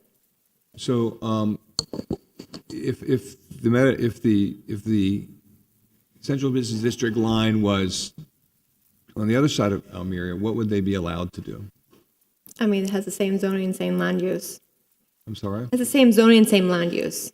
But it does have TDRs and unlimited density. True, yes. But as far as the building height, it doesn't really affect it. It really doesn't affect it. So what is the argument for being in the central business district or not being in the central business? Generally, the central business district does have more height, has more high-rise and mid-rise than outside of the CBD. But there is plenty of high-rise that's south of the CBD line. Okay, run that by me again. So generally, the CBD has most of the building height. So they have a lot of high-rise and some mid-rise zoning, except obviously for Miracle Mile is low. So I think that's kind of justification that if they're next to the CBD is thought to have higher, taller buildings. But of course, as we know, there are many properties that are south of the boundary of CBD that also have high-rise. What about the covenant to go MX3 but restrict the height to 141 feet? How did we resolve that? Is that with a deed to the title? Is that how that's done, City Attorney, or how is that? Through a covenant. There's a covenant that's proffered. Well, we're doing a comp plan covenant and there's two covenants involved. And so how is that? One is a covenant that relates to the comprehensive plan. So any modification of a covenant that's part of the comprehensive plan has to go through a comprehensive plan amendment. So that's covenant one. The second covenant is a zoning covenant, which is restricting the height based on the rezoning request. And how is that removed if it wants to be removed? What's the process to have that removed in the future? Do we have apparently I have heard that they're going to provide in the covenant a supermajority that it requires 4/5 vote of the city commission to modify the covenant. So that's what they're providing for. Any covenant is subject to modification. That's the limitations on a covenant, but it requires the approval of the city commission. I just want to add something about petitions because the law in Florida is that zoning is not a plebiscite. So the fact that you have petitions is really not evidence whether to approve or not approve of an application. It's really the evidence that's presented at the hearing from witnesses. So while the petitions might be interesting, they're not really considered substantial competent evidence. So I just want to advise the board of that, because I know from time to time we do get petitions, but the real decision has to be based on the evidence that's presented to the board. And then one last question. Approximately where I guess it would be on the northeast corner that's not your property, the northeast corner of that lot, just to the east of you? The white office building. Are you talking about lot Oh, number no, three? no, the northeast, sorry. No, the northeast is not our property. Right. Yeah, correct. Approximately, how many lots is that? Is that for the middle of the block to I the? believe that is either 5 or 6 So lots. it's 125 feet, 150 feet, Yeah, somewhere around there. That's all I have. Thanks, Evie. Thank you. Felix? Well, I've got more questions than I can think of, so I'll try to condense. Please. Thank you. So, first of all, staff. Felix, could you speak into the microphone, please? Sorry. Is this on? Yes. Okay. So, the comprehensive land use plan is the ceiling. It is not the zoning restrictions, therefore the zoning code. That is just the way it is legally. If not, we would not have the zoning code. I found it interesting that we have 3 separate parcels that are not united in any way, shape, or form. They don't connect anywhere. They're completely separate. That has not been brought up in the staff report. But there is a calculation in the staff report that says that there is a total of 0.99 acres. That is a little misleading by staff because it's not a contiguous parcel. Recently, another application came before us, and there was an alley vacation. They owned both sides of the property on both sides, but they were desperately trying to get that alley vacation to be able then to have enough square footage to go higher. Therefore, I have another problem with the staff report, and that is that was not clearly stated. Now, just because I've maybe done 1 or 2 projects in my career doesn't mean that everyone that sits on this board would know that, but I think staff is supposed to give us all the information so we make sure that we have a clear understanding both for the applicant and also for the residents, for us to make the best response and proposal to either approve or deny any application. Now, Chip showed a little bit of his age by referring to the Almeria project, in other words, the AmTrust Bank, which was previously designed as the Bank of Coral Gables. In 1983, there was a 2-story building there, which was the Box showroom. That's why he referred to it as the showroom, again showing his age. And that showroom was the builder of George Merrick. And it was designed by Phineas Pace. It was designed 100 years ago and built in 1924. In 1983, unfortunately because they used salt and train sand, there was no reinforcing steel in it. And when the Bank of Coral Gables that was just going to do a remodeling, they had to stop construction, and the structural engineer deemed it uninhabitable and could not be used, and it was torn down with a condition that the style of architecture would encompass this historic building that was built in 1924. And it was done, and that's what you have there now. It's bigger, but it definitely has the taste and the flavor. And in fact, that particular building then inspired the Mediterranean bonuses. No other building in the city did that because this was commercial. Back then, we already had the Bank of Tokyo building and other brutalistic buildings in the downtown area that were commercial buildings. And we also had glass boxes. And people were getting sick and tired of that because we were losing the identity in the CBD area. In other words, the CBD area, which terminated on the north side of Almeria, this particular street.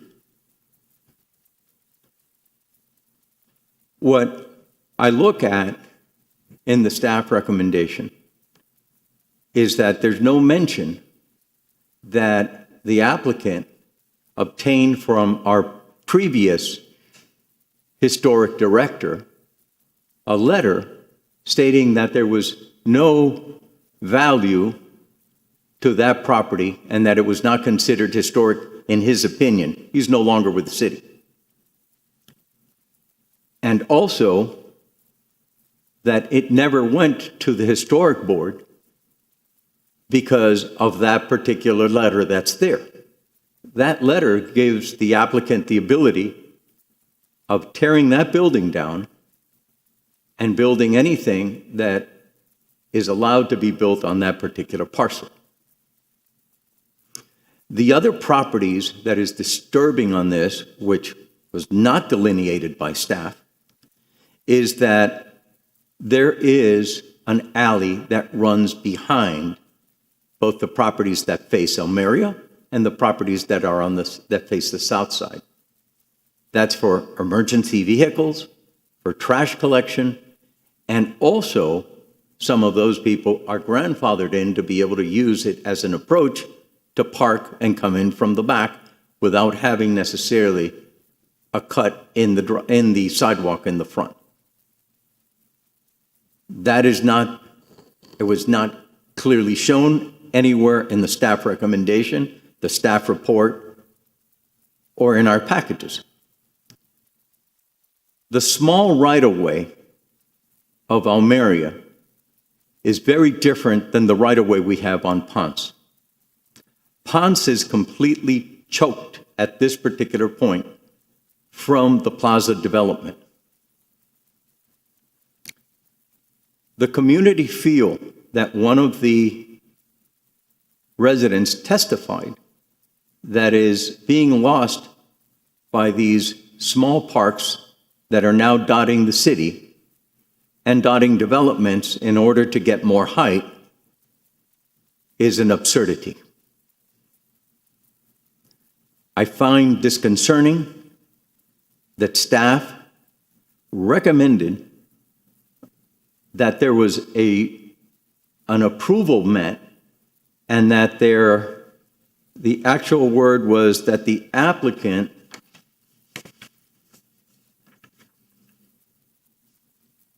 was consistent with the land use plan in every single category. My personal opinion is that I think that staff has a disconnect with the comprehensive land use plan, has a disconnect with the existing zoning plan, and that the change of land use is, number one, inappropriate, number two, being manipulated, and number three, inconsistent.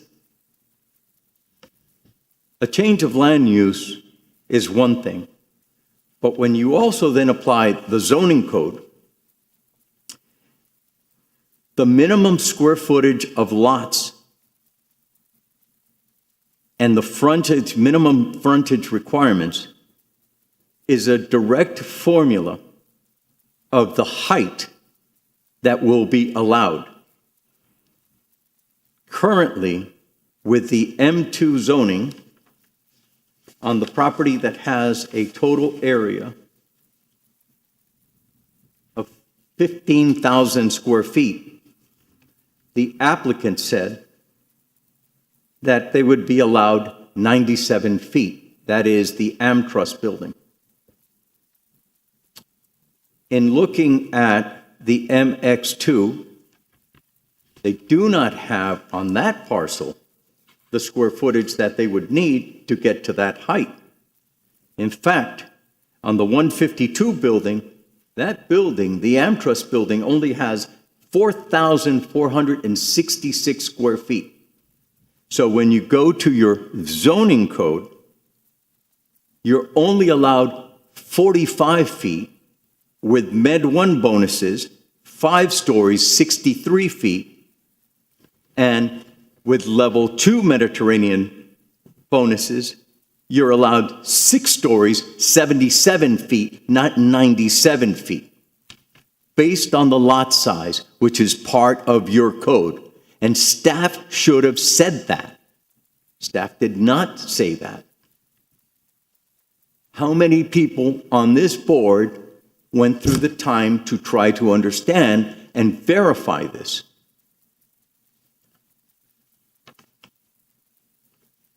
I need to also say that when I looked at this particular application, I think that they have it right in building in the center part,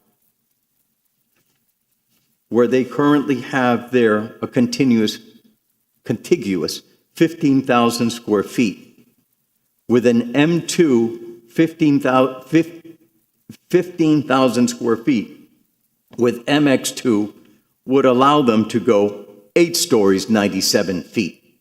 Not on the bank property, not on the single-family home property. And by the way, the single-family home property is governed by zoning. It's not covered by the land use.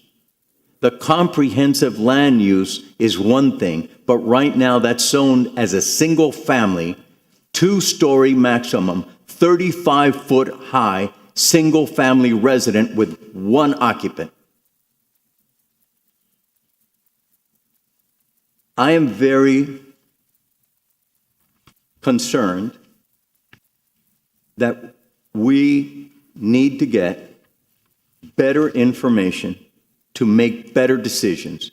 And again, it's only fair to the applicant, to the residents, and to these board members. That's all, Mr. Chairman. Thank you, sir. Can I ask, so can you walk me through the square footage of these pieces now that you calculated? They were in the staff report. It's 48,000 feet, right? Right. They were in the staff report on page 11. Right. And under site information, under lots in your package. Right. 2701 Ponce, 8,368. Almeria, 160 Almeria, 2,933. Right. 152 Almeria, 4,466. 130 Almeria, 15,000 even. 103 Sevilla, which is the park, right. 12,500 square feet. When you add all those up, they give you that, which is 0.99 square feet. If I could just clarify that, because that One moment. When you're done. Just one moment, Mr. Navarro. Okay, and so then the actual parcel in Almeria, what you're saying is 19,000. There's no 19,000. I mean, I'm adding together. I'm trying to add it together in my head here.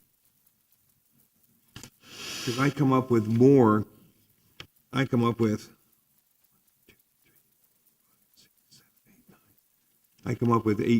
almost over 18,000 square feet of that parcel, that residential parcel. And again, the residential parcel, we've said that with the M2, you'd right. be able to go to the 97 right. Okay. feet, which is with the 2 bonuses, right. and then that would give you 97 feet, 8 stories. Right. Okay. Yep. So just to clarify, in MX2, what I think is the question, right? There is no 20,000 square foot column, just the 10,000 square foot column. So they would, I guess in theory, combine both the property that's facing ponds and the property that they're developing. So yes, they would be able to reach the maximum 97 feet today. In MX2, you have a 2,500 square foot and a 10,000 foot. I'm looking at your most current code. Okay, so it was 15,000, the middle parcel. There is no middle one. The middle one is in MX3. You're correct, in MX3. they have right now MX2. Yeah, I think, so the way that it was calculated, because, and by the way, I want to thank you for your history on the Amtrust building site. I was always trying to figure out why that building looks so different than everything else you see. That was. Well, It was a furniture company. yeah, it was the showroom. Right. Furniture, or whatever. Very interesting. Right. I was trying to figure it out actually, but thank you. So the way that it was done, it was in the aggregate, since both of these parcels are owned and they treat the alley as basically contiguous. You could combine them with a covenant in lieu of unity of title and aggregate the lot area to reach the height. Mr. Chairman, can I respond to the applicant, because Chip is actually, it's Chip's coin here. Of course. No, go ahead. All right. I know what you're going to say, though. Yeah, I mean, in my opinion, great try. All the people that own property there have the right, the unencumbered right to be able to use that alley. As an example, recently, if you say, I want you to abandon half of the alley because I own both sides continuously on both sides, but then you have to be able to provide emergency service, garbage service, et cetera, such as what Mr. Codina is doing across from the post office today, where he provided the ability as the escape lane, giving them the ability to still use that as if it was still the private alley. Yeah, I think we've done that before for other projects where we vacated and then go over. But in this, that's when you're building over the alley. All I was saying was the covenant in lieu, and your city attorney's here, but the covenant in lieu from a zoning perspective allows abutting parcels, which could be on the other side of a right-of-way. So when you add them together, not closing the right-of-way, you keep the road, you lay covenant in lieu over the two, it aggregates the lot sizes, which is how. I just want to correct you on something before you continue, Counselor, and that is that the covenant in lieu of unity of title is not, it's a Miami-Dade County document, which was developed by Stanley Price, a very fine land use attorney, when he was an assistant county attorney for Miami-Dade County. And the point is that it's not a connection that you have physically right now. No, it's right now what you have is you are reaching beyond any contiguous part. And if these were parcels that were platted, that were contiguous, then you can execute simply a unity of title, and that becomes the one parcel where your main building is going. And that's fine. But the problem here is that there is a mystery of how you get to the mixed-use component unless you do exactly what you're doing today, because you're using the bank building as a component of your mixed-use use, which is fine, except it's not contiguous, and there has been no abandonment of the alley. Yeah, but so the only thing I wanted to clarify, because I've done covenants in lieu in the city, in the county. So what the covenant in lieu does, and if I'm explaining something that you know, I'm sure it's like I'm just clarifying. The covenant in lieu holds the property for zoning purposes. That's it. It's an administrative document. We work with the city. I've used it to do parking across the street on similar properties, right, where you have surplus parking that you have to have for that use. All it does, it allows you to aggregate the lot areas for development purposes. That's what the covenant in lieu does. Mr. Chairman, I'd like to ask your city attorney here who question. Well, I think I understand both points. Your point is that you don't see it as really contiguous. It's a legal fiction that has been created where they're combining the two properties together, but it's not contiguous because there's an alley. From a legal point of view, because he's using a covenant in lieu of unity of title to combine the two properties, that's how he's accomplishing it. But physically, when you look at it, you don't see it that way. No, Mr. Okay. Attorney, and you know, that's all right. I'm not smart enough to be an attorney, but I will tell you something though, that remote parking is very specific in our zoning code, and it gives you distances, and it tells you where you can and where you cannot use it. With the remote parking, they could do that all day. But as far as the contiguous, they would have to replat. They can't replat over an alley and have it contiguous. And keep in mind that we had an application recently that came here that really ran into, they stubbed their toe. What is the zoning code's definition of contiguous? Well, Jennifer. so I want to go back to the very first question. Yeah. So in section 14-205.3, subsection E, there's a little carve out in this section of the code that talks about you need tile and the restricted covenant in lieu thereof. So it talks about if you dedicate a public park space, it's within 1,000 feet of the development parcel, and the park itself has to be at least 5,000 square feet, that you can have, let me find the actual wording of it, they can have an alley. Sorry, I just had it there. You could have an alley that splits the parcels, basically. So I've actually That's worked not on that applicable. language. So that language is intended for situations such as this. The need, Just I a was minute. I think the planning director, I think that she has to clarify what she just said as far as half of the alley for what? What happens to the people that are, the office building that's immediately behind the park? They get to use half of the alley, half of a fire truck, half of a garbage truck? No, what I'm saying is that the building site itself does not have to be contiguous. It doesn't have to be abutting each other. You can have a covenant to create a building site of separated parcels that can be separated by an alley or a right-of-way, or in this case. If that's the case, I mean, I've never seen this, Mr. Attorney.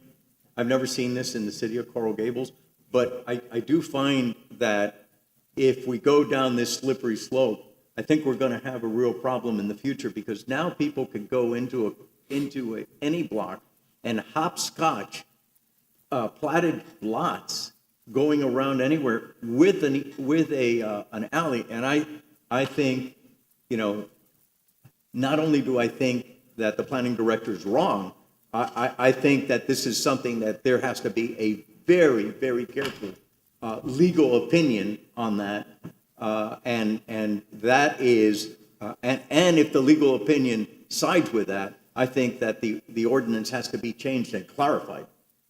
Okay. So I can read the sentence itself under subsection E. It says the general requirement in subsection A. Subsection A is talking about the covenant in lieu of title. Sorry, the covenant in lieu of you need a title. It says the general requirement in subsection A that parcels be contiguous and abutting for development located in mixed-use districts shall not apply when a non-contiguous or non-abutting parcel is dedicated for public park space and satisfies all the following. As I said, all the following includes within 1,000 feet, a minimum square feet of 5,000 square feet, and it has, can't receive TDRs. There's a bunch of little, Garcia, requirements. that I understand that, because it is the same verbiage that was used specifically for remote parking. And it even has distances and everything else. So what it's doing is it's accommodating that particular thing. In this particular case, it's accommodating the park, but it's not accommodating the aggregate use of, for example, the bank parcel and the other parcel, because the park is not there. It doesn't now allow you, because you're donating a park within 500 feet, for you to hop and hopscotch around the different platted parcels in the block. That's exactly what it's saying. That's the way it was approved as a text amendment. Well, I mean, learned this is something approved. new today, and I'm very happy about that. But I've got to tell you something. I have a real problem with the way that this was laid out. It's not laid out properly, and I think that that's quite the reach to be able to say that now you could have every other parcel if you wanted to, and not have them contiguous. As long as the that park makes- provided. That's what the code says. When was that ordinance written? I believe, let me go down here. August 24 of 2022. Oh, so Ordinance it was number recent. 2022-45. So the other thing that I was looking for was the definition of what abutting is.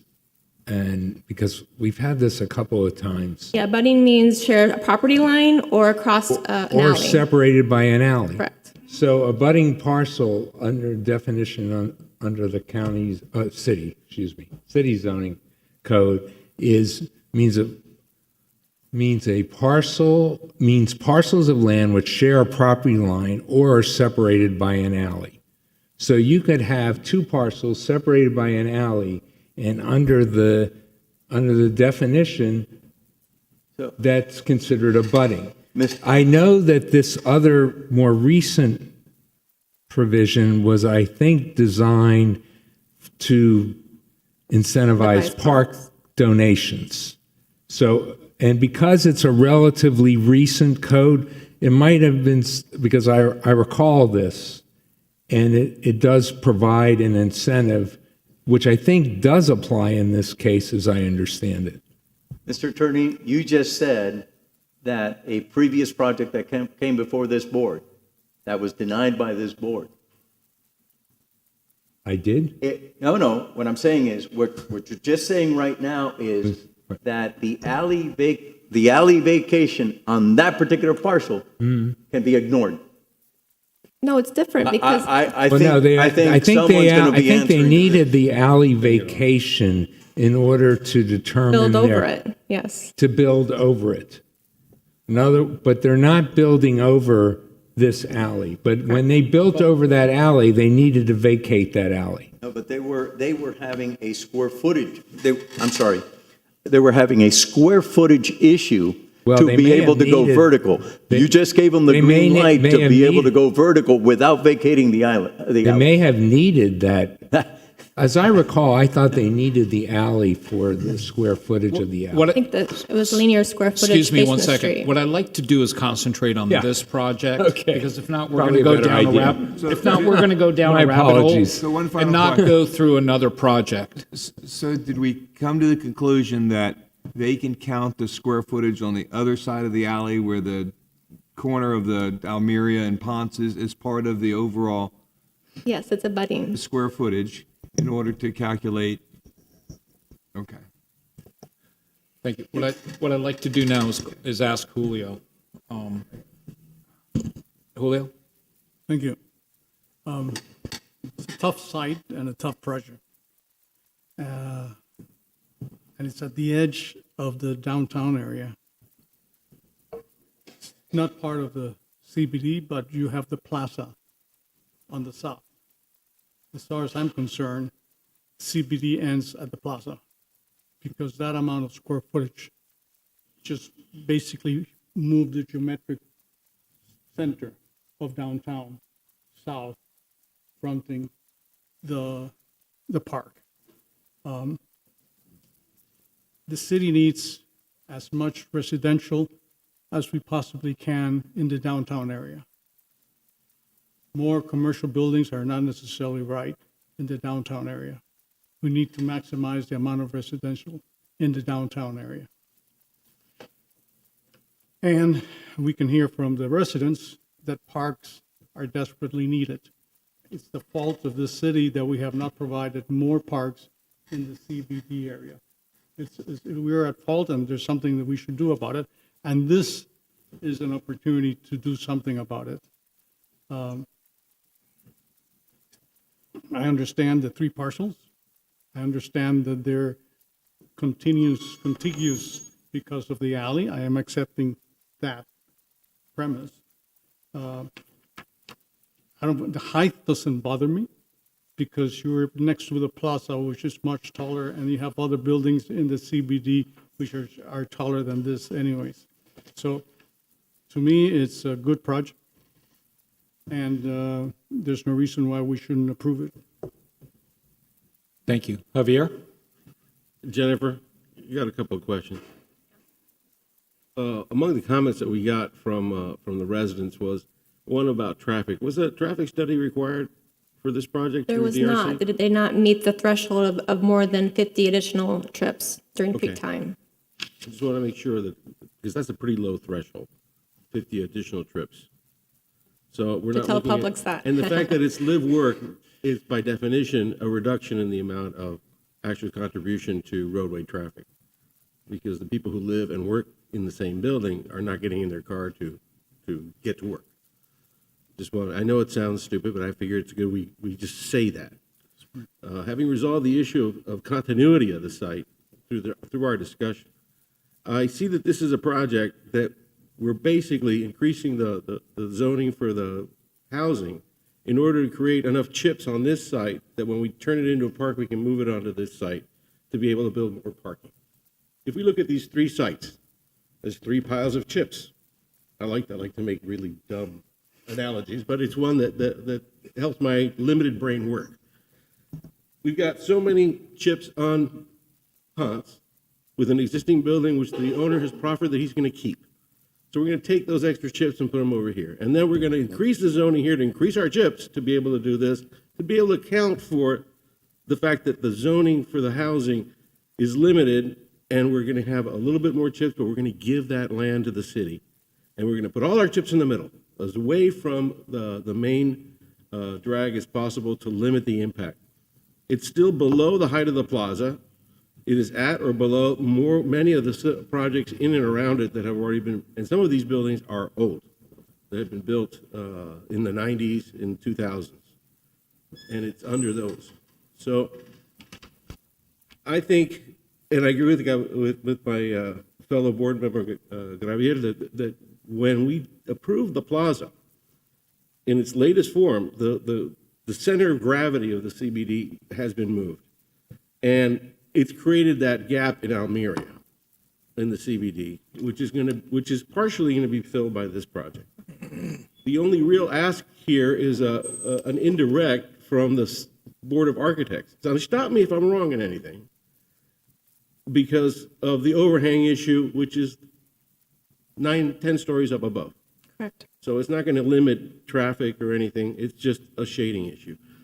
And it's only at noon when the sun is directly overhead. It's the only place that's going to actually create any shade outside of its footprint.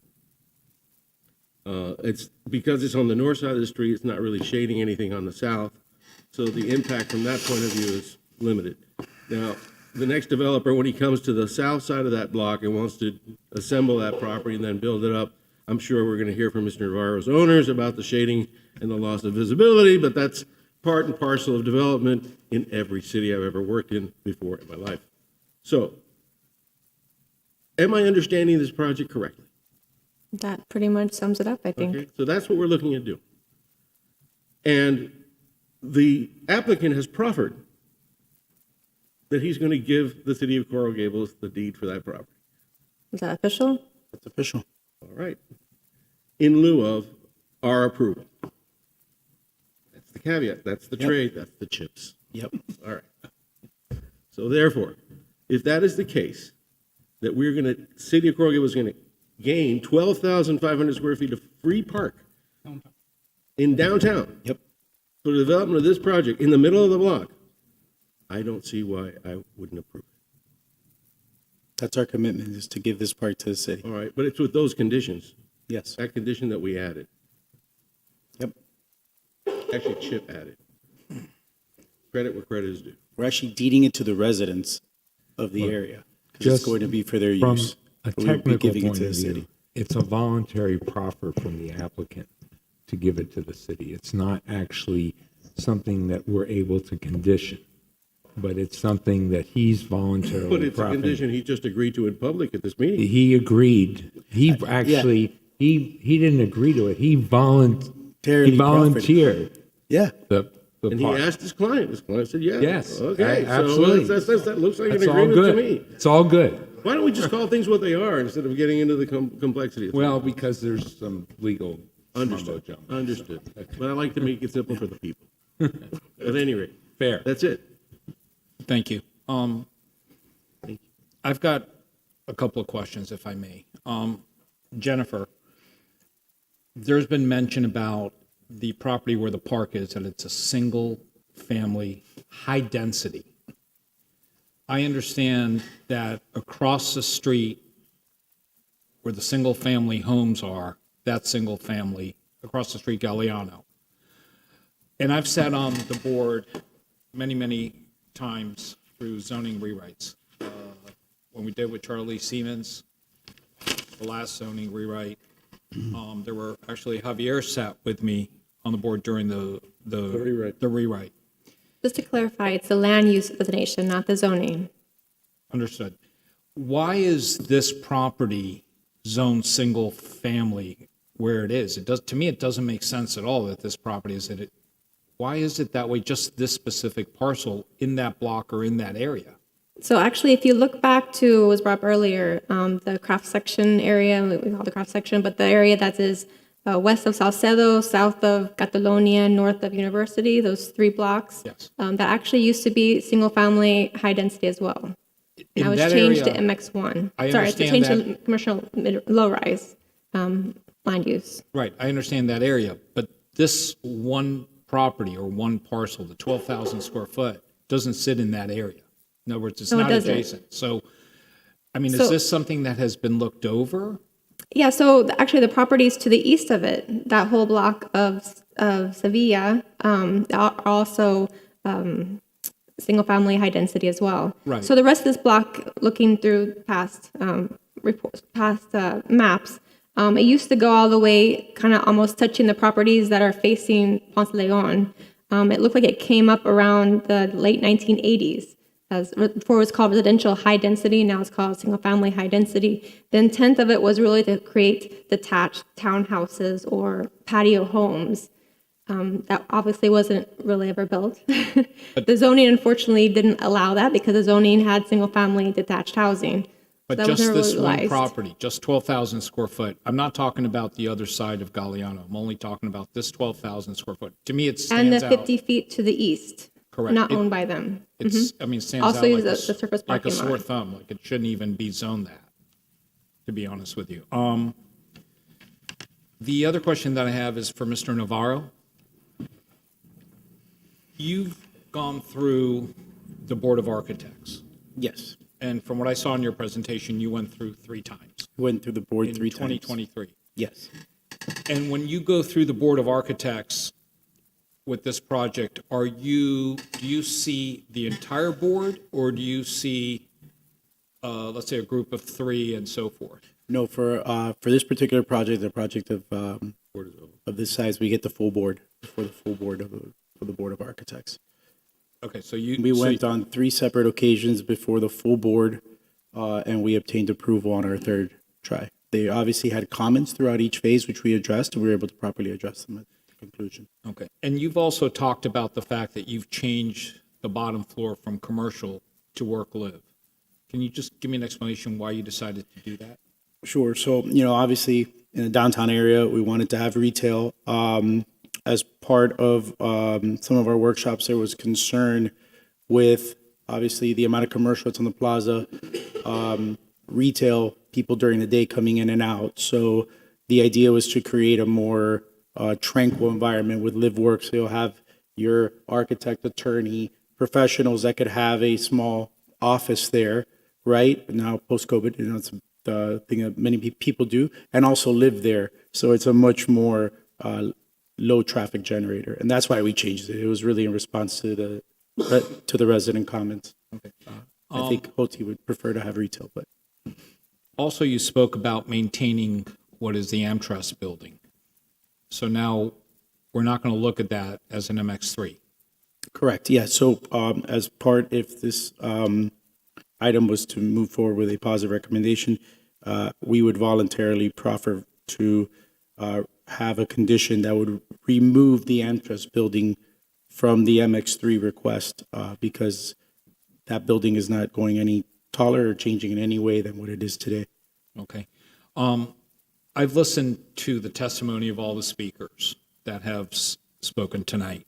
To me, what caught me the most was the people that lived adjacent to this property, whether it's right across the street from Galliano or directly there, not other residents from Coral Gables.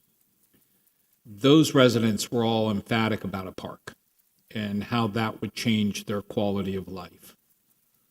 And if I recall in the last meeting we had, or if it was the public's meeting, maybe even, there was a discussion about who should own the park, whether it should be the developer or it should be the city. I feel that the city should own the park. That's my feeling. And the fact to me that you are working with the city for them to have the park, I like. The fact that it's an active park, meaning you're going to have equipment and so forth for the children that live in the area, is a bonus. You know, you're not just creating a dog park. I love dog parks. I have a dog as well. But the fact that it's not just somebody can come and sit in the shade or in a bench and read a book, the fact that it's actually an active park. I mean, I was a long time in the Parks and Recreation Board. And the fact that people that live there will have, as I said before, an active park means a great deal to me. And I understand that I have a fellow board member that is questioning as far as how you get to your square footage and so forth. But I have to take at face value what the planning department says and what our legal staff on the dais says to make that determination. Obviously, it's something that I think the city is going to have to work with you to clarify it. But to me, the fact that you're 141 feet, but you're not adding on the corner, and you're giving that park, and you're between, in the CBD, it's about 197 feet. And then to the south, it's a PAD that's 200 feet. And you're at 141 feet. I share what Javier has said about that, and also Julio. It's really a fit. If you tell me that you're doing this project somewhere else, you know, I'd have concerns. Those are really my comments. Everybody having made a comment, does anybody want to make a motion on this? We would need 3 separate motions.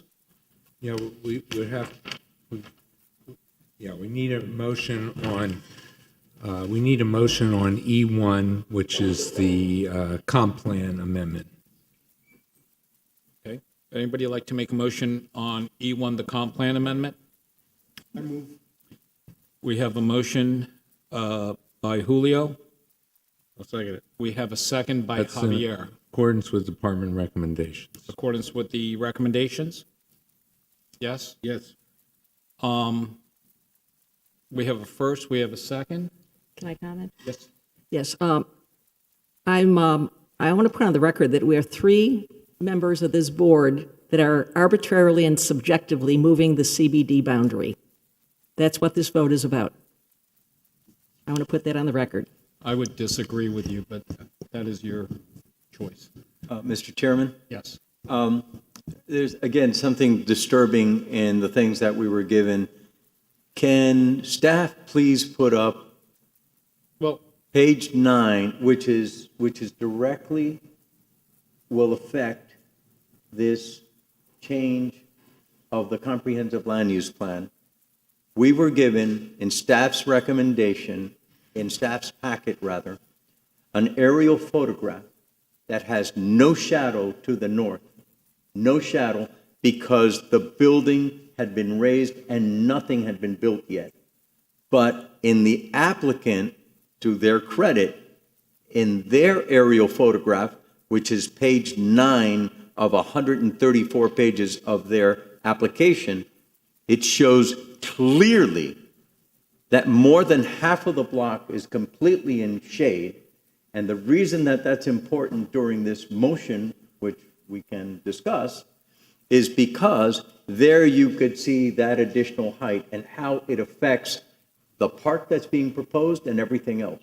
And that's why I am requesting that it be put up there, because page 9, 134, has a shadow that was not in staff's report, which I found very disturbing. I understand, but we all did get to take a look at the applicant's report. No, but Mr. Chairman, right now, we're discussing a motion to approve additional height based on something. Much has been said about the shadow. Nothing has been shown up there where the public can see it.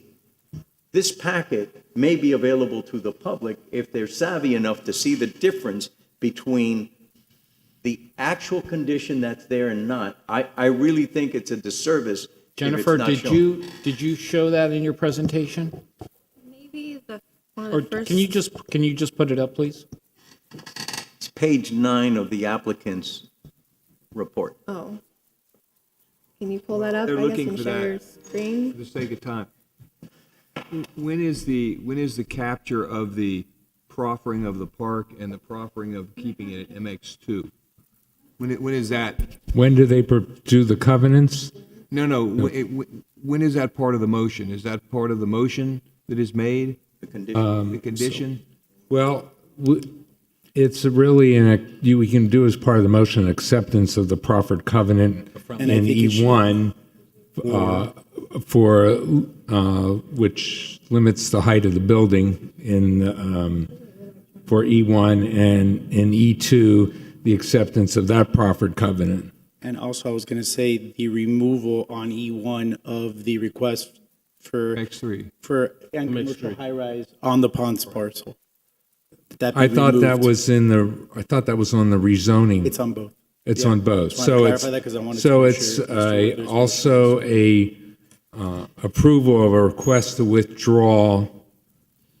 So in E1, it's what are we withdrawing? The change in the comp plan for which parcel? For 2701 Ponds, I think would be easier than giving. 2701 Ponce? Which is labeled parcel 1. Yeah, parcel 1. Oh, so it's withdraw the request of parcel 1 Yeah, on items E1 and I think E2. in item E2. Yeah. Okay. And that is okay with you? Well, only got a motion on E1, so we're getting ahead of ourselves, Okay. but we'll be ready, Okay. okay? Do we have up there what Mr. Pardo asked for? You,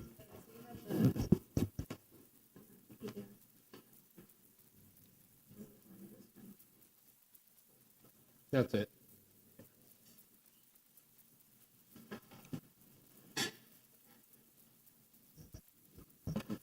in fact, that's not even the one that's in the applicant's report.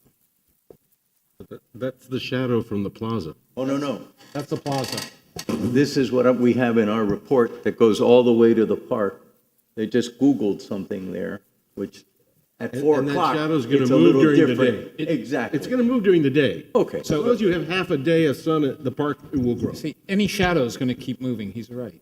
I understand that, but what I'm saying is, you're accepting the height. There's been much said that, the shadow's not a problem. When you get to this height, that park is completely in shadow. Completely in shadow. This is midday. It was in our packet. I'm just trying to see, if they could just simply put what was on the applicant's submittal, since staff didn't give us the right information to look at in their component. It's in the applicant's. And this is not the first time that this has happened with aerial photographs. I mean, for God's sake, this is something that we just need to have the evidence to be able to discuss it. Emily, do you, This is page 9 of the applicant submittal. if you could put it up on the screen, please? Yeah.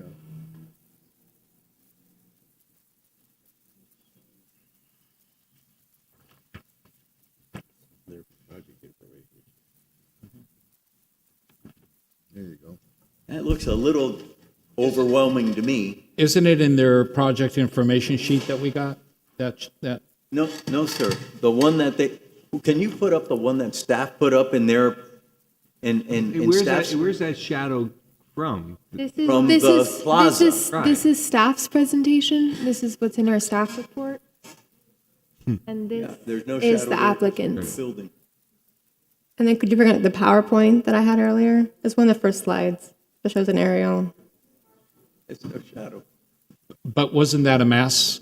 Weren't you showing the projects there? No, the project was scarified before they started construction. Okay. We have a motion. We have a second. Are we able to get that up? Yeah, so the location map shows the shadow. Now it's on the west side. And that was in It's your... probably in the morning. That was in your presentation? Yes. Okay, correct. So just to clear the motion is for approval in accordance with the department's recommendation, withdrawal of parcel 1 from the, is it identified in the title as parcel 1?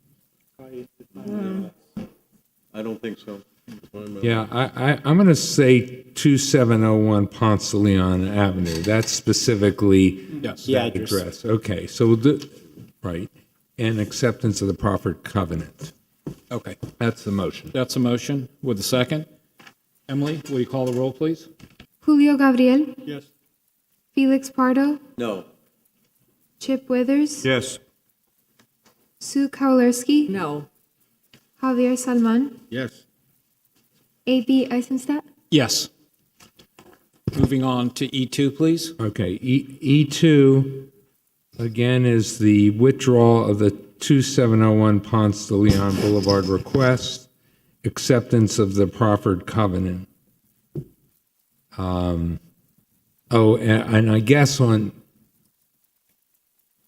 is the acceptance of the proffered covenant that if the city's willing to accept it, the acceptance of the ownership of the park. Yeah, I think what we're going to do, and I defer to you legally on this, but we will be modifying that covenant that we're voluntarily proffering as part of this process to provide for the dedication of the park to the city. So it'll be part of the zoning covenant. And may I suggest named park, as Mr. Withers has asked?